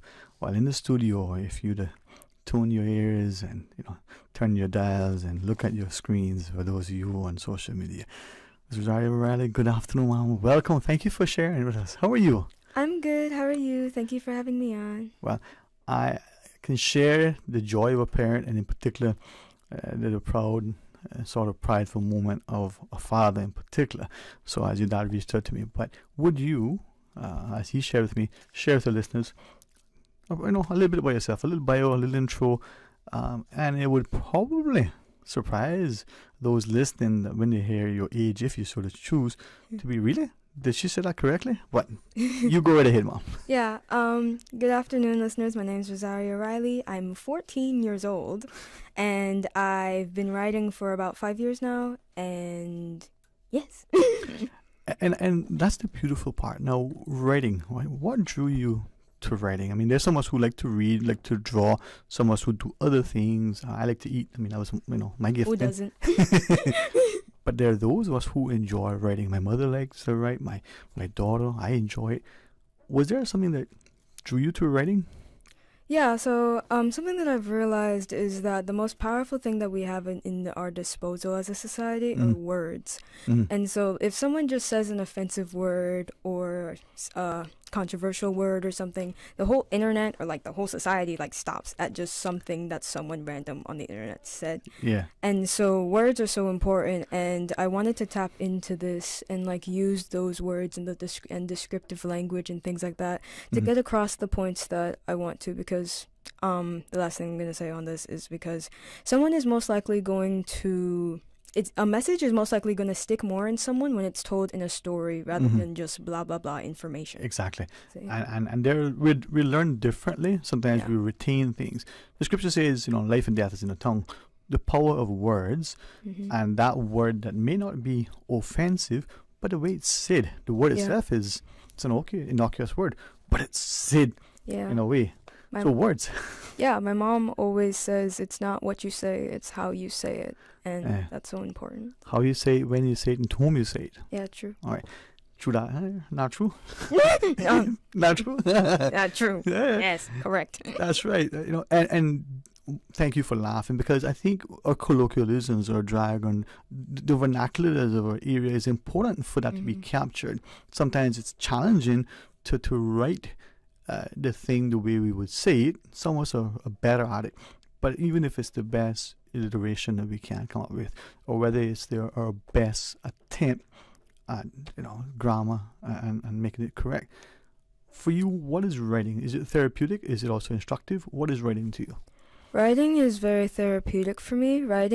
I'm 14, and I'm also the youngest in my family. And so something that writing does for me is that it gives me a voice. And because everyone likes a good story. Everybody likes when an old person or an old uncle or grandfather just sits down and says, "Let me tell you a story." And it's just the universal language of just storytelling is so powerful no matter what age it's at. And so I really like to utilize that and just say, this is me, and I'm going to put me in a story that someone can understand. I recall, in asking this, I share, I recall our father would be home from sea, and he would be telling us stories. And my mother there were two things that stand out. She would say, "Oh boy, you can spin a yarn." And then at some point she would remind him that the children need to get up. It's late. Now, I don't know what time it was, but it wasn't late. But they need to get up, go to school tomorrow, or they need to go to bed because it was late. Now, whether that was 7 o'clock, 8 o'clock, or 11 o'clock, it probably wasn't, but hopefully it was. And he would tell us, and it was engaging, and it was just capturing and captivating. Yeah. Were there particular stories that you liked, whether you read them, they were told to you, that stand out? Well, a lot of the stories that I like is the stories that my dad tells me about. What dads? Yeah, my dad owns his own business, and sometimes he'll tell me the tales of the different people that he's worked with, and he's from Jamaica, so sometimes he'll tells me about the tales that he has from growing up in the countryside as the oldest of 5 brothers and things like that. Just familial stories. Have you taken any of those stories and whether either sort of wrote them yourself or maybe changed them to inspire other stories, other writings? Well, no, I haven't. I haven't taken any of my parents' stories, and it's funny that you mentioned that because I have my own policy that it's I'm not going to write something that someone already if I change it, then it might be offensive to that person in the sense that it might put a negative spin on that culture. So what do you like to write then? I mean, because in asking that, thank you for sharing. I remember a story my father told about a time when a freak storm, they were going through the St. Lawrence Seaway, and the vessel that they were on just got stuck in the water. It was just frigid, and they had to wait, and it was just freezing cold. And, that was the impetus, and I thought, well, what would happen if this? And then I used it as part of an essay for an English exam. But what do you like to write? What stories do you like to tell? I like to tell stories specifically for children, or specifically for young adults. I haven't always been a children's book writer. First thing I ever wrote was a TV show. And it was the TV show that I wrote. It was about these teenagers, and they were living in a house together, just figuring out like what are bills and like what is life and like what is grocery shopping and things like that. And I thought that I was 9, and I thought that it'd be very relatable. So I just write things for young adults and things that would impact people. If I may, and I alluded to it, but I do apologize. I didn't say it publicly. If in me saying, asking, or sharing, and it's not what you want, you have that. I've already forgotten that. Yeah, she's 14. I know, because you have, as your father so rightfully shared, the maturity and the intellect way beyond your years, right? But I'll be mindful, and I thank you, Dad, for sitting close, because as a parent, I believe it's always important to respect the parents and have them present, right? Yes, absolutely. Miss Karen, I found her to be amazing, very supportive, very nurturing, and I'm grateful that you, unlike what I saw with my own daughter, like to write, was able and willing to publish and had it. But for somehow the education system, the formal establishment of the education system, doesn't always see this thing in this community as important as it is. You seem to have had a much more positive experience. Now, it could be the years later, but it could be your tenacity. How was your response? I want to write a book. I've been writing. I'm going to do this. You've been, so far, attain a level of published success. Yes. All right. How has that been? I mean, has it been receptive from everybody beyond the family? I mean, the school, the community, or has it been like a journey that you're battling and you're cutting weeds and you're climbing trees and you're jumping over barbed wire fences? I mean, what's it like? Well, the response so far has been very positive. So far, it's been mostly from family and people at my school. Mm-hmm. But yeah, the response so far has been like, this is a very important message that like needs to get out there. And if I haven't like Karen Chin and the people in government have been very kind and receptive to it. But if I do receive pushback, then ultimately I'll say, like, the message in my book is worth fighting for. Yeah. So tell us, a girl with a million hairstyles. I mean, I've only got one, but anyway. Tell us about the book. First off, what is it? What is it about? So the book is about, should I hold it up? Yeah. Okay, so for those watching online, this is my book, The Girl with a Million Hairstyles, and it features a 5th grader named Joey, and she's a black girl with pigtails, freckles, and a big personality. So because of her big personality and because she's so happy and go lucky all the time, she doesn't fit in a lot, and people don't really like her because she's like, oh, why do you do this? Why do you do that? And so the book kind of tackles the question if am I comfortable being myself even if people don't like me? And so the book teaches us, as Joey goes on, she tries to change herself to appeal to other people, and she goes through all these hairstyles and she fixes her hair nice and like how the other kids look, and her glasses, she takes off her glasses and stumbles off the chairs and things like that. So she tries to change herself, but ultimately it doesn't work and she just ends up unhappy. And so at the end of the day, we realize that changing yourself for other people, it's not really worth it, because ultimately, you're the one who has to live with yourself, and you are the one, and you are beautiful no matter what you look like. So, yeah. Okay. And that's the thing, I think many times we, even as the adult, don't realize the issues that we face, but we're expected to cope and manage it. But that young person, whether they're 5th grader or whether they're 15, we want to fit in. Yeah. How does the book address those issues? So what the book does is that it takes you through, something that I've tried to make sure with my book is that it takes you through the gradual like build up of this insecurity in Joey. So like someone will say a snide comment there and she'll be like, okay, that was a bit mean, but it's not like it bothers me or anything. And so it kind of builds up and builds up and builds up until she's like, oh, people don't really like me, even though I'm just being myself and being happy. And it's like, why is that? And I really wanted that to commentate. I really wanted that to be a commentary on, like, even if you're an adult and you think that you don't have this problem, you've probably experienced it some point in your life or are experiencing it, because it kind of builds up, because we all live in society, and society is structured in this way that it's like the differences, do we want to pull out the differences to highlight the similarities? Was there anything, if you may, particular that sort of inspired this, when it occurred, that said, you know what, was this something that happened that caused you to make this be a theme for your writing? Well, it was kind of like a build-up, not of my personal experience, but just like it was kind of a build-up of me like watching things on the news and on TikTok specifically of just like news of like girls just being pressured to change themselves. And I remember one night I was having a girls' night with my friends, and my friend, she talked about the fact that in one part of the United States, a black woman was forced to change her hairstyle. Mm-hmm. It was she had her like in a messy bun or something, and she was forced to change her hairstyle and like shave off her head and something like that. And it's like things like that, they happen, we just don't report on it. So I guess that kind of the fact that it's so widespread and just we never talk about it is just kind of inspired me to write this. And I appreciate you sharing from a lady's perspective, but our young men, Oh yeah, definitely. Are they still Yeah, I'm sorry. Go ahead, tell me.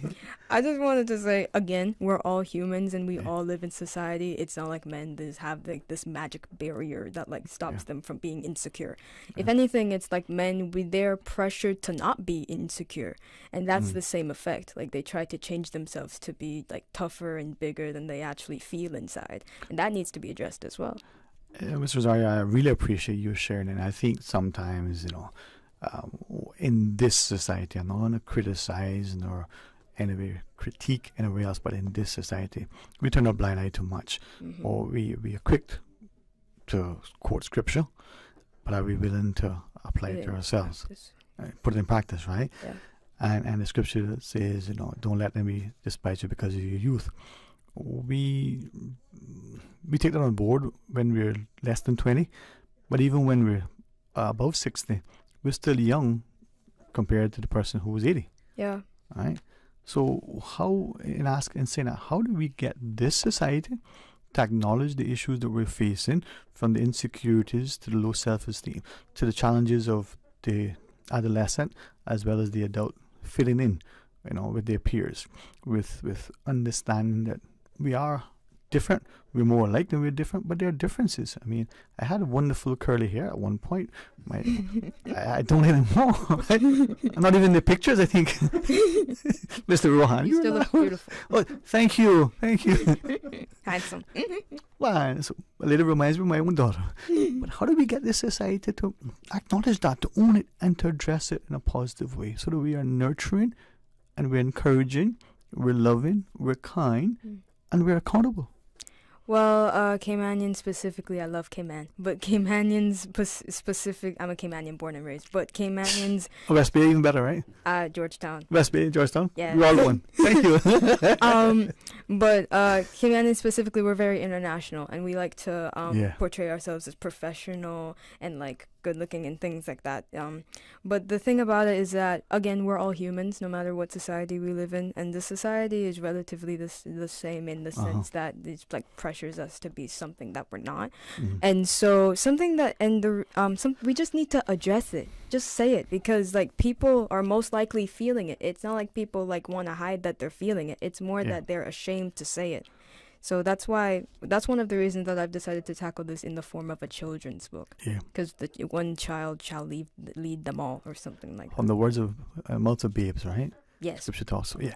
And I am glad that your dad is present, because it reminds me that I am talking to someone who chronologically is this age, but intellectually is easy to forget she's this age. I think you're hopefully my friends aren't embarrassed or offended. More mature than some of us. Right? So, but thank you for important message. You're sharing something that is timely and fundamental, and hopefully will take on board the love for the space and place in which we occupy, the need to share, the care, and the need to contribute. So in the Cayman context, then, seeing all of this that's happening, the growing diversity, the willingness to ignore, let it fester. It's going to go away. Of course it's going to go away. I mean, ignore it, right? Let it soak. Yeah. I don't know if that's more Jamaican. yeah. And yet, when you say that, I was thinking that what we do sometimes is we stew over it, and then it festers, and then becomes a problem, and then eventually it's the straw that breaks the camel's back, as opposed to doing what you're doing, being proactive and constructive, and putting it front and center, and just saying it, owning it, addressing it. Just do it. Just do it. I saw something the other evening, a few weeks back. A group of men I wouldn't say they're old because they're all my age. You're not old. Thank you, right? And these were men in a social setting. Their behavior was not loud nor obnoxious. They were not cursing. They were not drunk. They were just enjoying some fellowship. My words. It was from my observation, and I did for consciously observe for a bit, just to see if what I perceived was in fact what potentially was unfolding. Let's say there were 5. One of the 5 did not seem to fit in, seemed completely out of place. He did not look any different from the others. He was as tall, his coloring was the same, his hairstyle was, the fashionable like mine. Everything was very evident. And yet he did not fit in. And as the evening unfolded, for the 47 minutes that I stayed and watched, I timed it, right? He was the guy that was, quote unquote, teased and picked on. Just a little camaraderie. And I thought, take that setting, put it in an adolescent place in high school, and you've seen the behavior. Was it fun for the other 4? Did the 5th one feel okay with it? Or did he just having fun at my expense? It did not appear that he was being celebrated because he was getting married. It didn't appear there was a birthday. It wasn't what they call this roast. I don't subscribe to that. But I watched that, and as I looked at your book and speaking to your dad, I'm thinking, here we have a 14, 15-year-old adolescent and a 40, 50-year-old. The same mentality. The same desire to fit in, and the same level of what word would we use? Insecurity. Insecurity. And I'm thinking, where are we? Have we really matured and advanced as people? It's true. And it's like, again, we all live in a society. Yeah. And just the thing about it, even if that, I like how you mentioned that, like, that one guy, he, like, looked the same as the others. Yeah. Because some people might be like, oh, I shouldn't feel insecure because there's, like, no reason for me to. Yeah. But it's like the looks aren't the only thing that makes a human being. Exactly. And you have your own personality, you have your own way that you process emotions, you have your own upbringing, da-da-da-da-da-da. And so, and if you let that fester and you let that soak, then it'll just... then it'll come into adulthood, and then they'll grow into people, just insecure people who run our society eventually. Ms. Riley, we have a news break to take. I know we had said until 2. I offer you up 2 options. We can exit now and can return another time. We can continue for a little bit thereafter and return another time. If you have time, if there are other things you may want to share for maybe 10 to 15 minutes after the news, I'll apologize to my next guest and take some time, but at your convenience and with your acquiescence, would you like to leave now and return, or would you like to stay for a couple of minutes after? And then what works for your schedule, Mom? It stays if I can stay. You can stay for a bit? Yeah. Okay. Her dad says yes. I'm driving, so it's okay. All right. We're going to return. Miss Riley, a father's heart cannot be filled with more joy and pride as he looks upon another dad's daughter. Love you, Dad. Really cool. All right. Let's pause. And if you've been listening, tell a friend that they should go back to YouTube and pay attention to this particular interview. Stay tuned for Talk Today. From boat days to beach gatherings, leave the catering to Subway. Choose from small and large sandwich platters, double meat wrap platters, and top it off with optional cookie platters for dessert. Or ask about our Subway box to go with the option of 6-inch or foot-long sandwich, 1 cookie, and 1 bag of chips. For all occasions and celebrations, let Subway focus on the food so you can focus on the fun. Visit subway.ky for catering options. Subway. Eat fresh. For medical lab services in Cayman, go straight to MedLab. For a full range of medical services, pleasant, clean and comfortable environment, no long lines and affordable fees, visit MedLab at the Smith Road Plaza. Open Monday to Friday, 8:30 a.m. to 5 p.m. and half day on Saturdays. Call 949-7331 to make your appointment. For medical lab services in Cayman, MedLab. Busy. Feel like there's not just enough hours in the day. Savannah Pharmacy, service to make your life easier. Now you can WhatsApp your prescription order to 929-5045. And pickup is just around the corner with everything your family needs and convenient opening hours including Sundays and holidays. WhatsApp your prescription order to 929-5045. Savannah Pharmacy, wholesome values with modern conveniences. The the offices of dermatologist Dr. Wayne Porter will be taking appointments from March 27th till April 1st at his Crew Road Clinic. Clinic appointment slots are limited. Whether you're seeking advanced skincare, Botox, filler, cosmetic skin enhancements, or simply looking to reduce wrinkles, Dr. Porter offers a full-service dermatology and dermatological surgery practice. For more information, email dr.porterkman@gmail.com or call 946-9020 to book your appointment today. That is 946-9020.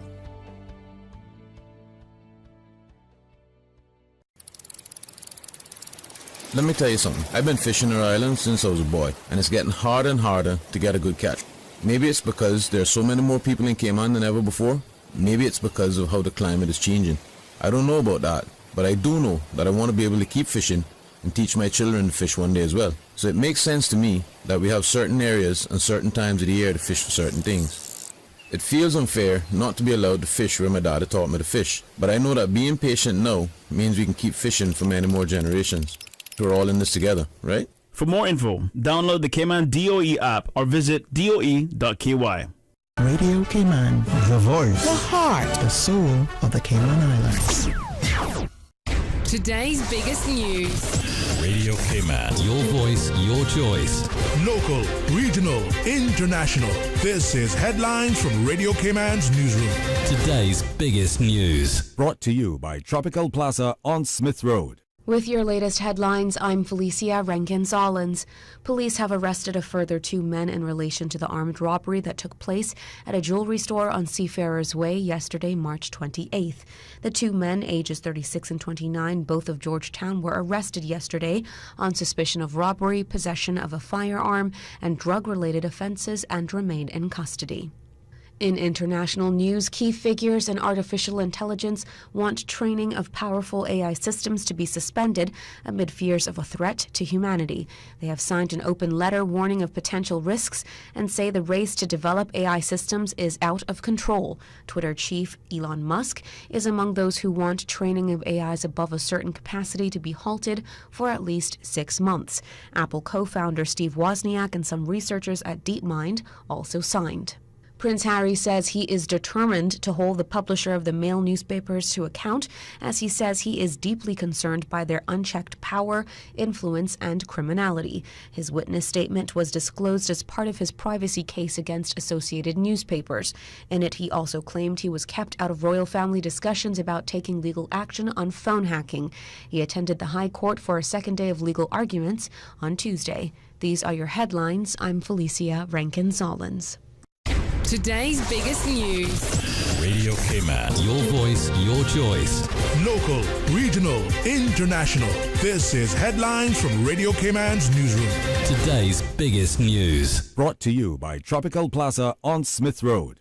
Row Variety, centrally located in Tropical Plaza on Smith Road, carrying a wide range of household items, bathroom accessories, towels, clocks, handbags, clothes, shoes, jewelry, and more, and more, and more. You can buy from the big box retailers or support local. The better deals come from shopping local.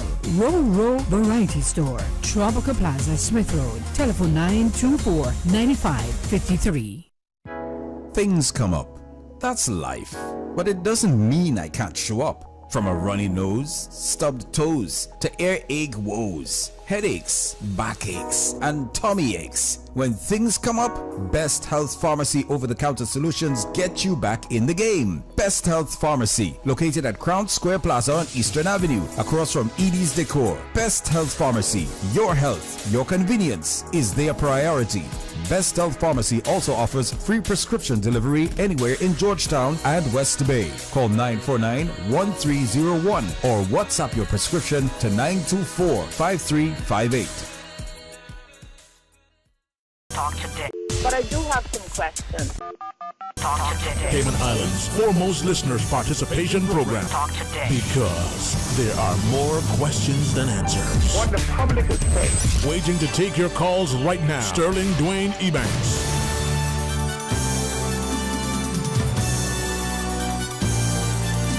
Hey, good afternoon. Welcome back, and thanks for joining us. And thanks to both Ms. Rosario Riley for joining us. And our next guest, Ms. Mel, we'll tell you about her in a second. For a few extra minutes, there's a book launch tomorrow evening for the book, The Girl with a Million Hairstyles. Yeah.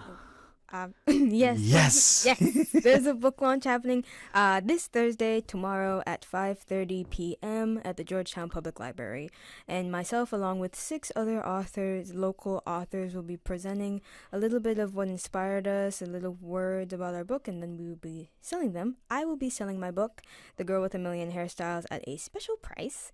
So so please, if you want to purchase the book, it's a good idea to show up at the launch to get that special price. And it helps not only to support and encourage not just the author but other authors. Now, whether they choose to write in some sort of poetry, or whether they want to create a song or even some other artistic expression, that space where we see in Cayman is being created, whether you're 14 or 41, you can achieve that because Cayman is that space, right? Certainly. All right. And with the book, as I garnered from it, it's not only a good read, but it's a good way for discussion. Yeah, it's like I said, Cayman in particular, we honestly, it just takes someone to mention it. Just takes someone to mention the issue itself, and then we can have a good discussion about it. Because the thing about it is that I feel like most of us feel this at least once or twice in our lives, and it just needs to be talked about.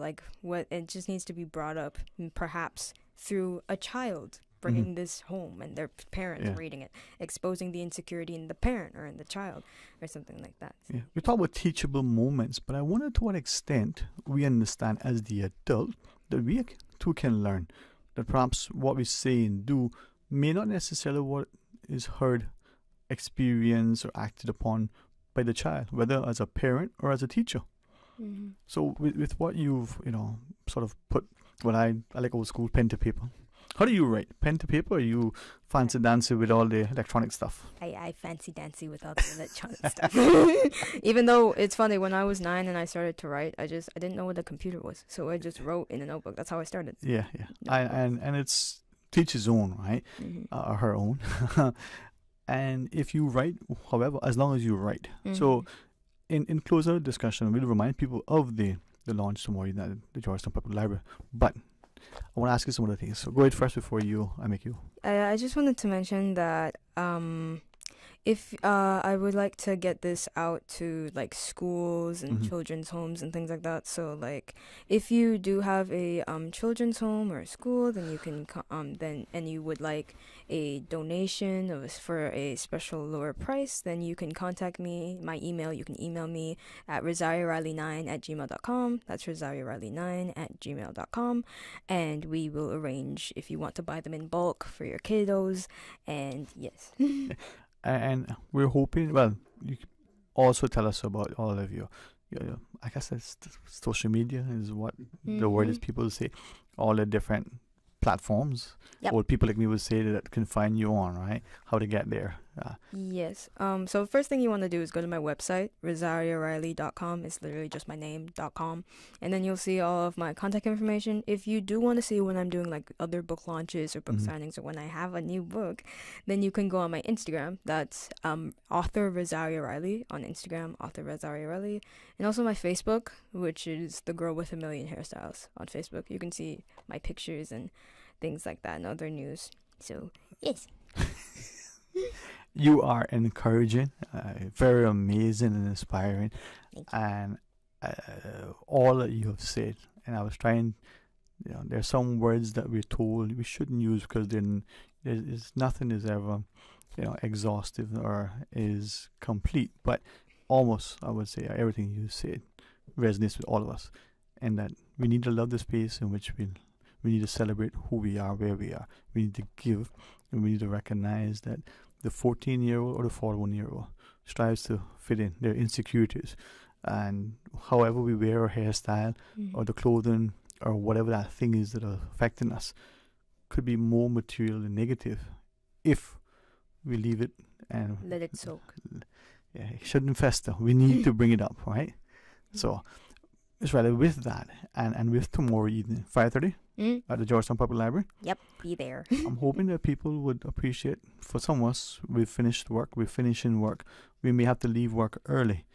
it's an evening worth it, not just to celebrate with you, but to celebrate the strength of a community who's willing to give opportunities that for many wouldn't exist anywhere else. It is, because it's like what I talked about in this society specifically, that we just have to mention that we're feeling insecure or something. The book launch is actually not for my book. It's actually under the title Mental Health and Wellness. So there are other local authors with their books about mental health and wellness talking about, and I'm the youngest one there, but there are also the ages are spread out. So there's like a 20-year-old and like a 30-year-old and blah, blah, blah. And so yes, just hearing all those different perspectives and having it addressed, you might find out something new about yourself and how you're feeling at it. So yes. And as you shared very early on, for some, writing can be therapeutic.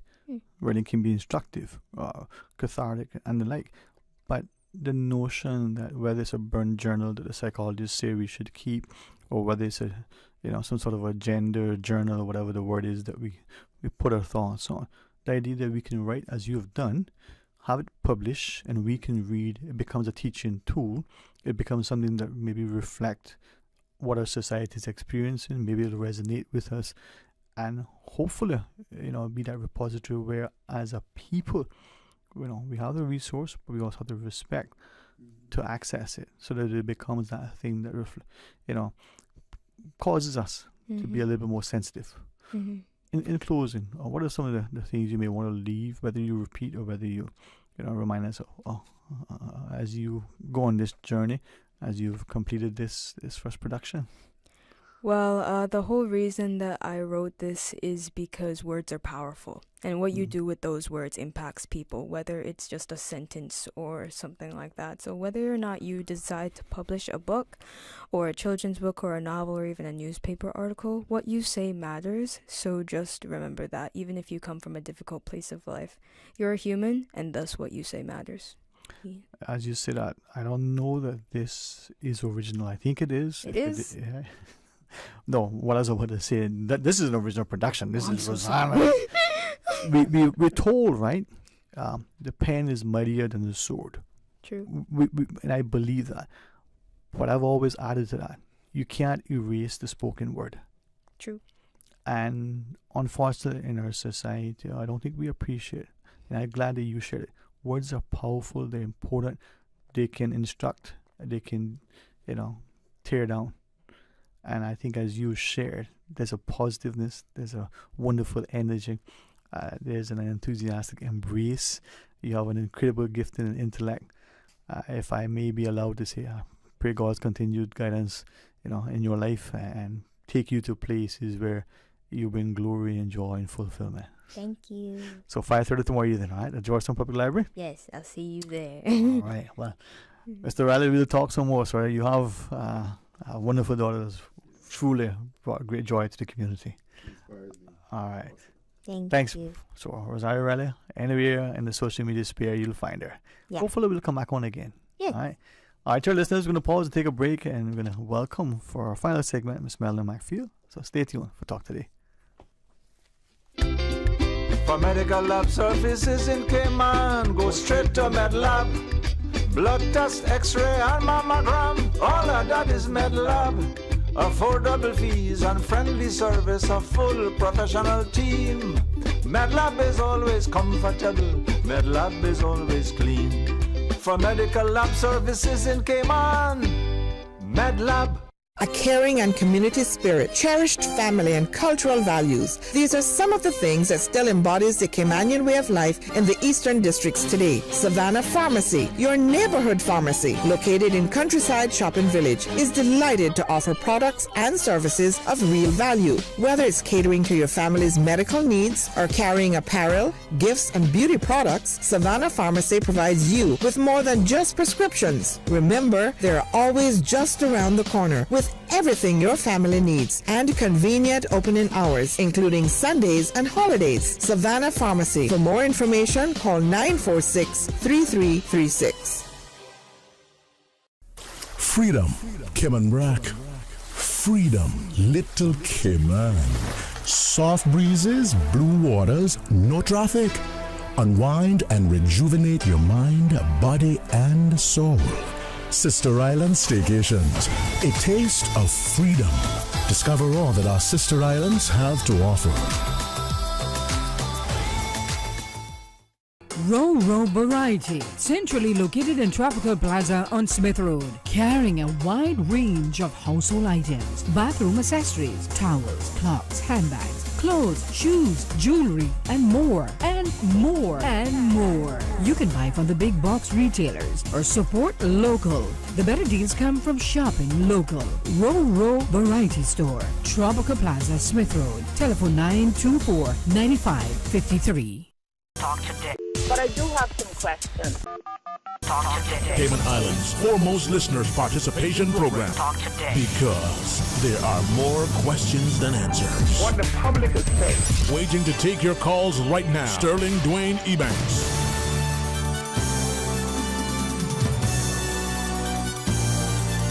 Hey, good afternoon and welcome. Thank you very much. If there was ever a day when you thought, you know what, I should probably go fishing and you wish that you hadn't, this would be one of those days. I didn't have that thought, but if I did, I'm so glad I didn't act on it because I've had excellent guests from start. And perhaps, like my economics capstone course, this is a good way to finish off. Miss Melanie Macfield, good afternoon, ma'am. Good afternoon. How are you? How are you? Can I tell you how I think I am?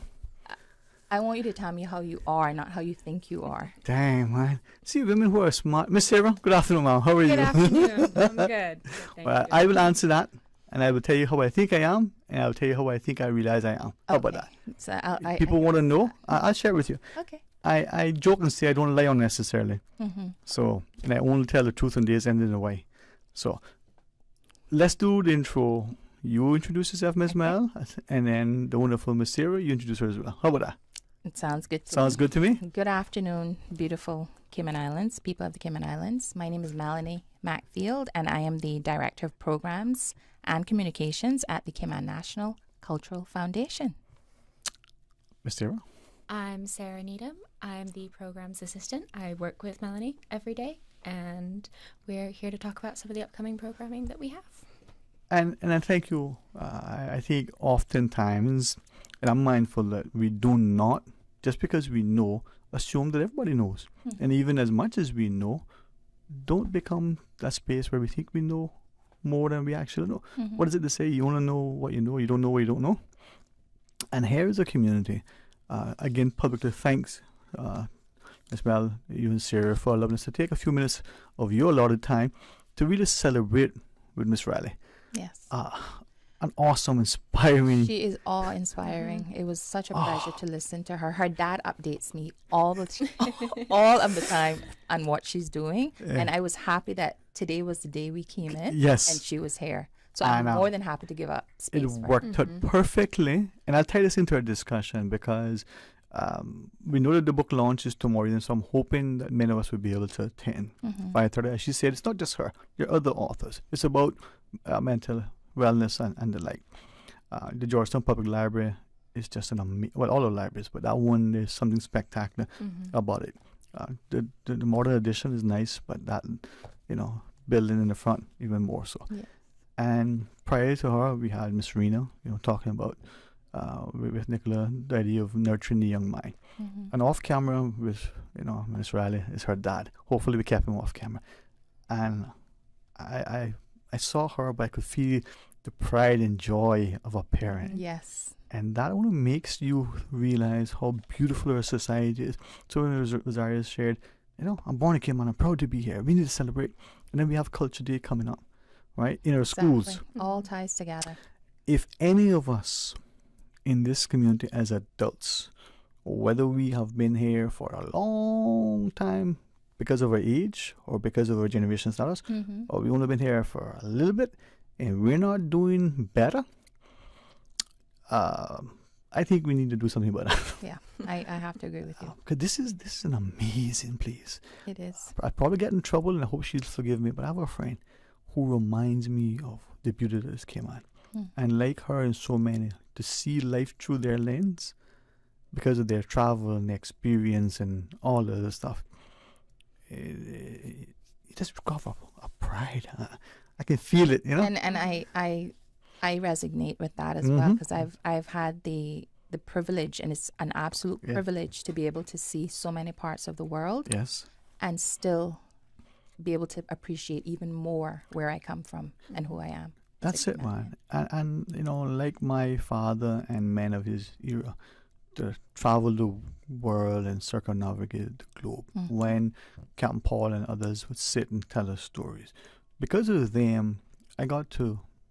Perhaps I didn't understand or even know the word vicariously, but I got to live vicariously through them. But I learned a lot about places, the people, the food, the culture, and so I had, for want of a better word, a knowledge, an education, an understanding, and today an appreciation, and perhaps even more than that, right? We don't seem to appreciate the word empathy. So you don't know something until you've experienced it. Yes. And even though I didn't, travel to this place physically at that time, I got to through him. So if ever I visited some of those places, okay, that may be 50 years later, but nonetheless, I can see the remnants of the thing, or I can see the thing. Right. But we're in Cayman, and if we move about our community and we embrace our ancestral roots, but hopefully we value and let the Caymanianness resonate with us. Ms. Ansley earlier from Jasmine was sharing that Caymanian kindness, that giving, that we allow all and sundry while they're here, irrespective of age, creed, ethnicity, economic status, or otherwise, they can benefit from the palliative as well as the hospice care. Yes. That is something that is telling in a positive way of a community. So our Dress for Culture during our schools, we bring all our children together. Exactly. We allow them to remind us as adults of our incumbency to do more. Right, Miss Mel? Yes, absolutely. I feel like I've been preaching. People come on side and bring it. I just love this place, man. Honestly, I love this place. Yeah, and trust me, Sarah and I share that feeling. And Dress for Culture is a great way to show that appreciation, not just in honoring our Caymanian culture and heritage, but, offering that inclusivity of all of the other nationalities that are here in Cayman. Yeah. So it's about embracing, being here and reciprocating cultures, but having the opportunity to show through the style of dress what nationality you represent. There's some of us who, by our very nature, Miss Sarah, have a dominant personality. We don't even realize it. We don't think we do, but we do. There's some of us, perhaps maybe because of our culture or whatever, have been described, or they're dominant. But this is not about dominance. It's not even about submissiveness. Exactly. This is about embracing. And again, I'll be guided by the intellect of these young ladies. But if you invite me into your home, let me understand your expectations. What do I wear? Do I keep my shoes on? Yes. Or do I take them off because that's what I do in my house? I was shocked. I go to some people's homes. Oh, no, please leave your shoes on. Because I didn't know until they told me. Right. But others, you mean you don't know better now? Take off your shoes, boy. Yeah. Because we don't wear the outside shoes inside. So you understand. We sit at the table. We wait for the host. It doesn't matter, who the host is or who's the guest. The host is the one that sets the tone, and when we do that through teaching and instruction, we bring us together. Right. So Sarah, from that perspective, as a young gifted mind like yours as well, in the Cayman context, with all the changes that are taking place, with the desire to embrace all the familiar and yet, that which to be explored, what can we do more, whether it's, Dress for Culture Day, whether it's celebration in the schools, to bring us a oneness? Unity is something that we seek, and yet rarely do we achieve, I think. We find it harder, and yet it's so easy. That's an excellent question. Oh, thank you. With a pivot, she go to Mel. Well, Melanie and I, we do the jobs that we do because, as we've been saying all afternoon, we love where we come from. We love this country. We love the incredible diversity that exists in Cayman. And so we would just say, for events like Dress for Culture, for Red Sky at Night, which is on the 15th of April, partake, do your part for that, but then bring it forward from there as well. So in CNCF as an example, there's so many different cultures that Yes, exist in that absolutely. office. We are constantly asking questions about the different countries that people hail from, and just, try and incorporate that in your everyday life whenever you can.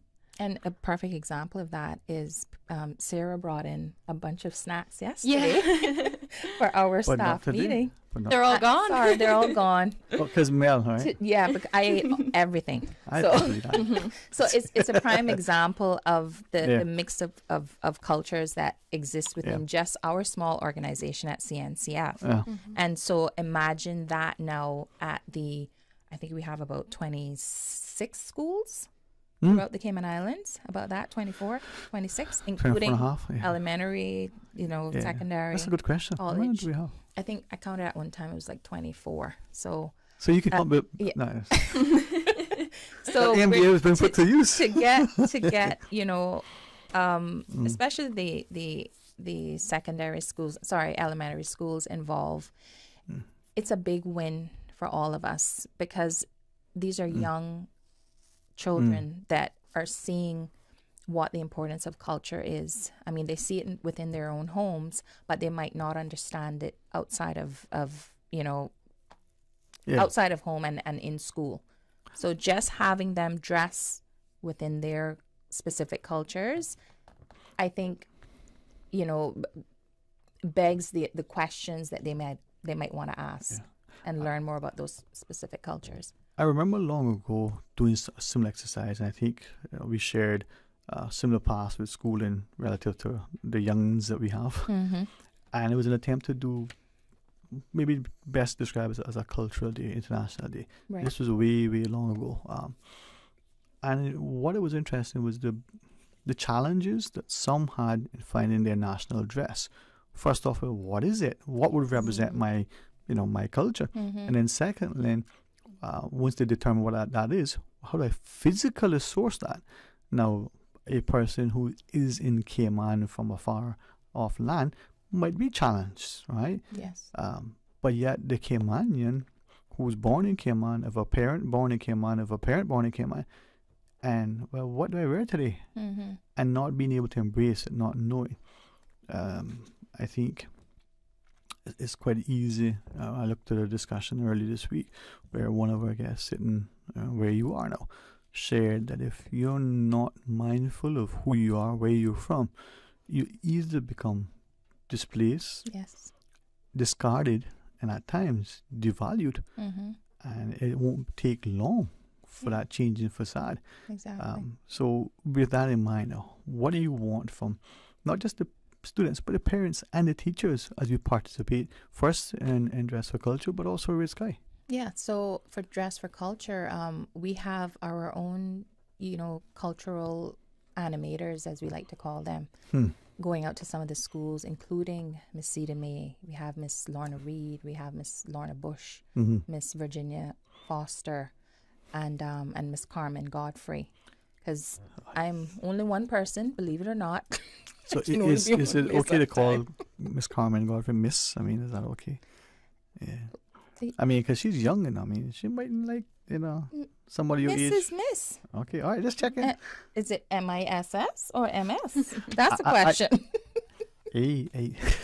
But yes, Carmen is young. No, she is no. She's that's amazing, an icon. and she's a folk singer. Yeah. Who's also a big part of what CNCF promotes as well. And a strong cultural champion. Very. Hence the reason we've chosen them to spread the cultural word, so to speak, at the schools. Cultural animators. I like. Yes. So they're going to be out in their traditional dress, speaking to this Friday, 31st of March. And they're going to various schools. We still have room for a few more schools to do some school visits in the afternoons if any other school is interested that hasn't gotten back to us. But we've made this into a fundraiser, but we're not focusing on that as the importance. The true importance is that inclusivity, that honoring our Caymanian culture and heritage, and learning about who we are, and that's what Carmen and the rest will do for us on Friday. And it's important, right, Sarah, that we see that. I mean, from the foods that we share because of where we're from, but also that literal fellowship and breaking of bread. it builds bonds and connects us. It's a bridge to the next generation, but a stable future. Yep. And it won't take much to realize what's happening globally. Exactly. Even sadly, some of the things that are transpiring here, from the criminal activity to the political arguments to the unfolding, societal concerns, they can be, if addressed, strengthen a society. Yes. But it can easily be one that puts us in a bad state. And think of Friday as a way of letting your hair down Yes. while putting on your high heels. A celebration, but also a grounding experience. Exactly. Huh. You like that? I like that. See, that's what CNCF brings. So let me tell you real quick about how the actual posting, because what we want people to do is post a photo of their group, their individual students, on our social media pages, which is Facebook and Instagram, and that's at Cayman Culture. And the school with the most likes will win a prize. And part of that prize includes entry tickets to Red Sky at Night. So we have some really good packages. We've already done the corporate part of this competition last week, Friday. And individual. And now Friday is fully dedicated to schools. Yes. Yeah, and important. So they post, I guess the young people know how to do all that stuff. They post, and whoever gets voted the most, we'll announce the winner next week, Friday, I think. Well, that's Good Friday, right? Good Friday. So next week, Thursday, probably. Yeah. All right. So and then the following week then is Red Sky. So we're giving you enough time, put your photos up, get your votes in, and then win your prize for the best cultural event coming up on the 15th of April, which I'm happy to talk more about. That's a Saturday, is it? 15th is that Saturday? This is Saturday. Saturday. Okay. Yeah, that's a Saturday. And that extends to all schools across all three islands as well. We, myself and another CNCF colleague are going to be in the BRAC tomorrow and Friday. For the Sarah can speak more to Yes, that please. as well. Yes. So we're going to be at the Careers Fair, which will be at the high school in the BRAC, Clayman Scott, where we can talk a little bit more about CNCF, about a career in the arts to students, just so that they know what opportunities are out there, the different resources that we can offer. And then expanding on that, following that, we are also going to be hosting a teacher social, just to get feedback on what we can do to assist the teachers with the arts in the schools. And I'm really looking forward to it. I think it'll be a really good collaborative opportunity. And it's the first time we're doing a teacher social in the BRAC. We did our first teacher social in January of this year with the Grand Cayman contingent of teachers, which went very well. We were able to get some really valuable feedback. So we're hoping to continue these socials every quarter because it's important. I mean, we are the foundation, the cultural foundation. We are what people look to as far as culture is concerned. So we should be very much involved with the curriculum, the schools, And this is an oral society. I mean, there is some recorded stuff. We have an amazing resource at the National Archive. Yesterday, in our discussion with the good friends from the Cayman Turtles, just understand. Just understanding that there are still misconceptions about some of the things, but not appreciating the resilience and the resolve that is in the people, not understanding the innovative approaches that they have. Maybe we're quick to dispel or dismiss, but maybe it's because it's not readily available. We like things that are microwave in a minute and we can give it to them because that's our attention span or that's the bite-sized minute. Thankfully, intellects like yourself help us to appreciate it. There's more to it. But those socials will help our educators to take on board, at least not have an excuse why it's not available. Can we ask on behalf of one of our listeners in relation to the Red Sky at Night to talk about the musicians? What's the lineup? So we're still in the process of confirming our lineup, but we do have so far. We have Mr. Notch, we have Stuart Wilson, we have Kuya, who's Benil Miller and his band. We also have Dennis Carbaro. Please forgive me if I'm butchering your name. And we also have James Geary as well. We do have, and that is for the main stage. We have some other well-known musicians, Ariana Anglin. I think we have, and I don't want to miss any names, so I'm just giving you a teaser, so to speak. But we're still building. But a teaser. That one? Off stage is me, right? Somewhere way in the back. And we're gonna have our featured guests off stage somewhere way in the back. Me and Miss Charlie can sing. We have a great lineup of not just bands but individual entertainers. We have poetry, we have dancers, we have film as well, and theater, of course. And as far as entertainment is concerned. And then, of course, we have our artisans. We have over 100 artists and artisans. Great food from not just locally made, but regionally as well.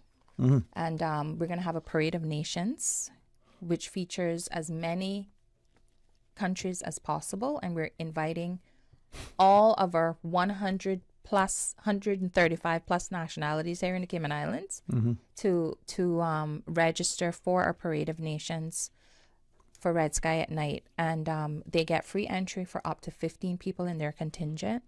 So we already have the Philippines, we have Kenya, we have,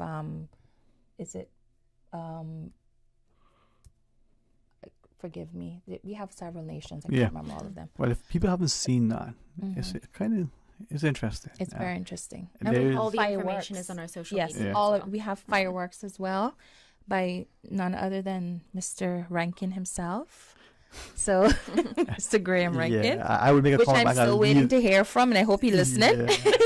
I was going to say something, but let me lead that now. He might be listening. So let me just But for me, what I'm looking forward to doing is the Caymanian Village. Caymanian Village with all of our, we have 12 artisans from the BRAC coming down, Cayman BRAC. So, and we have obviously Cayman, people from Grand Cayman as well. We have a kids corner. So if you're coming with your families, bring everybody. There's something for everyone to do. We have face painting. We have cultural activities for them to be involved with. The Seafarers Association is going to be there. The folk singers are going to be there. This is an event that really and truly you get a taste of everything you need culturally in one spot. And in celebration of culture in Cayman as well, we really wanted to make sure that we were including all of the other cultural practitioners that exist on the island as well. So we're going to have a dedicated shared space for not just us, but other organizations such as the National Gallery, Cayman Drama Society, the museum, Agriculture Society is going to be there. The Cayman Turtle Center. HSA is going to be there. The Ministry of Sustainable Development is going to be there. We could go on and on, but tickets are available. If you want to purchase tickets, you can go to ticketsplus.ky for online purchase. We're doing early bird now, and the tickets are $15, $15 for youth and seniors, and $25 for adults. Children under 5 are free of charge. That price is going to go up on the day of, so do not wait on the day of. You can also purchase them from Funkatines and from CNCF office. I'll paraphrase only because of the interest of time, but also I think the person's intent is for me to do such. It's not only saying, hey, great job, but it's calling on the Caymanians that we're the ones that are not represented because we're not coming out and embracing it. The other nationalities come out, they celebrate, they enjoy, they're happy to share. Where are we? It's not worded that way. I think you can detect my attempt at a level of diplomacy. But the comment, as I read it over, wasn't intent to inflame or offend, but just call and say, are we represented? We're in Cayman. Yes, we're busy, but are we coming out and are we representing? And maybe it's time, because you have some contingents that have a lot more participants than, statistically is on the, what's that called, a compendium of, and yet they have a lot of people in their contingent. We who supposed to live here Well, maybe statistically that's representative, but well, CNCF is providing the avenue, the space, everything that you need. You just need to show up. Yeah. All right. You're not even paying to get in. It's the 15th for that. Absolutely. We got a dress for culture in the schools on Friday the 31st. And and just check out our website at artscayman.org if you want more information on all things CNCF, and also our social media at Cayman Culture on Instagram and Facebook. Well, thank you again both for sharing, letting us start your segment a little bit. Thanks to our team on the other side for taking the extra few minutes of our music. Thank you, team. Thank you to Radio beautiful Cayman, who's also one of the best supporters that, in my time of working in cultural entities, I must say you guys always come through, and a big thank you for supporting. You're most welcome. Our leadership, Ms. Norma, Ms. Paula, I think embodied that in their personal lives. Yes, they exhibit it within their professionalism. As a team, we're honored to partner, and I'm glad that we can play that role. Thank you. So it's a pleasure, Ms. Sierra. Thank you. You'll see me again in the coming weeks for Red Sky and all the wonderful things. Listen, anytime in your company, never. You bring much to the table. Thank you very much for that. And enjoy the rest this afternoon. Absolutely. Thank you. You too. This was amazing. Thanks for accommodating me. I really appreciate it. Of course. Well, it's another day as we invite you to be a part of what's going to unfold. Let's be productive as we're pensive. Let's be positive, as we look at our people and desire to share in the most loving and kind way.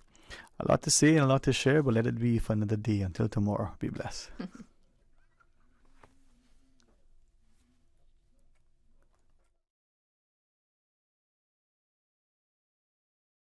Talk Today is brought to you by Subway, open 24 hours in Countryside, Anderson Square in Georgetown, and Centennial Towers in West Bay. And by the Ministry of District Administration, Tourism and Transport. Explore your history, explore your land, explore your sister islands. MedLab in Smith Road Plaza, your complete medical laboratory solution. Call 949-7331. And Savannah Pharmacy in Countryside Shopping Village, convenient opening hours including Sundays and holidays.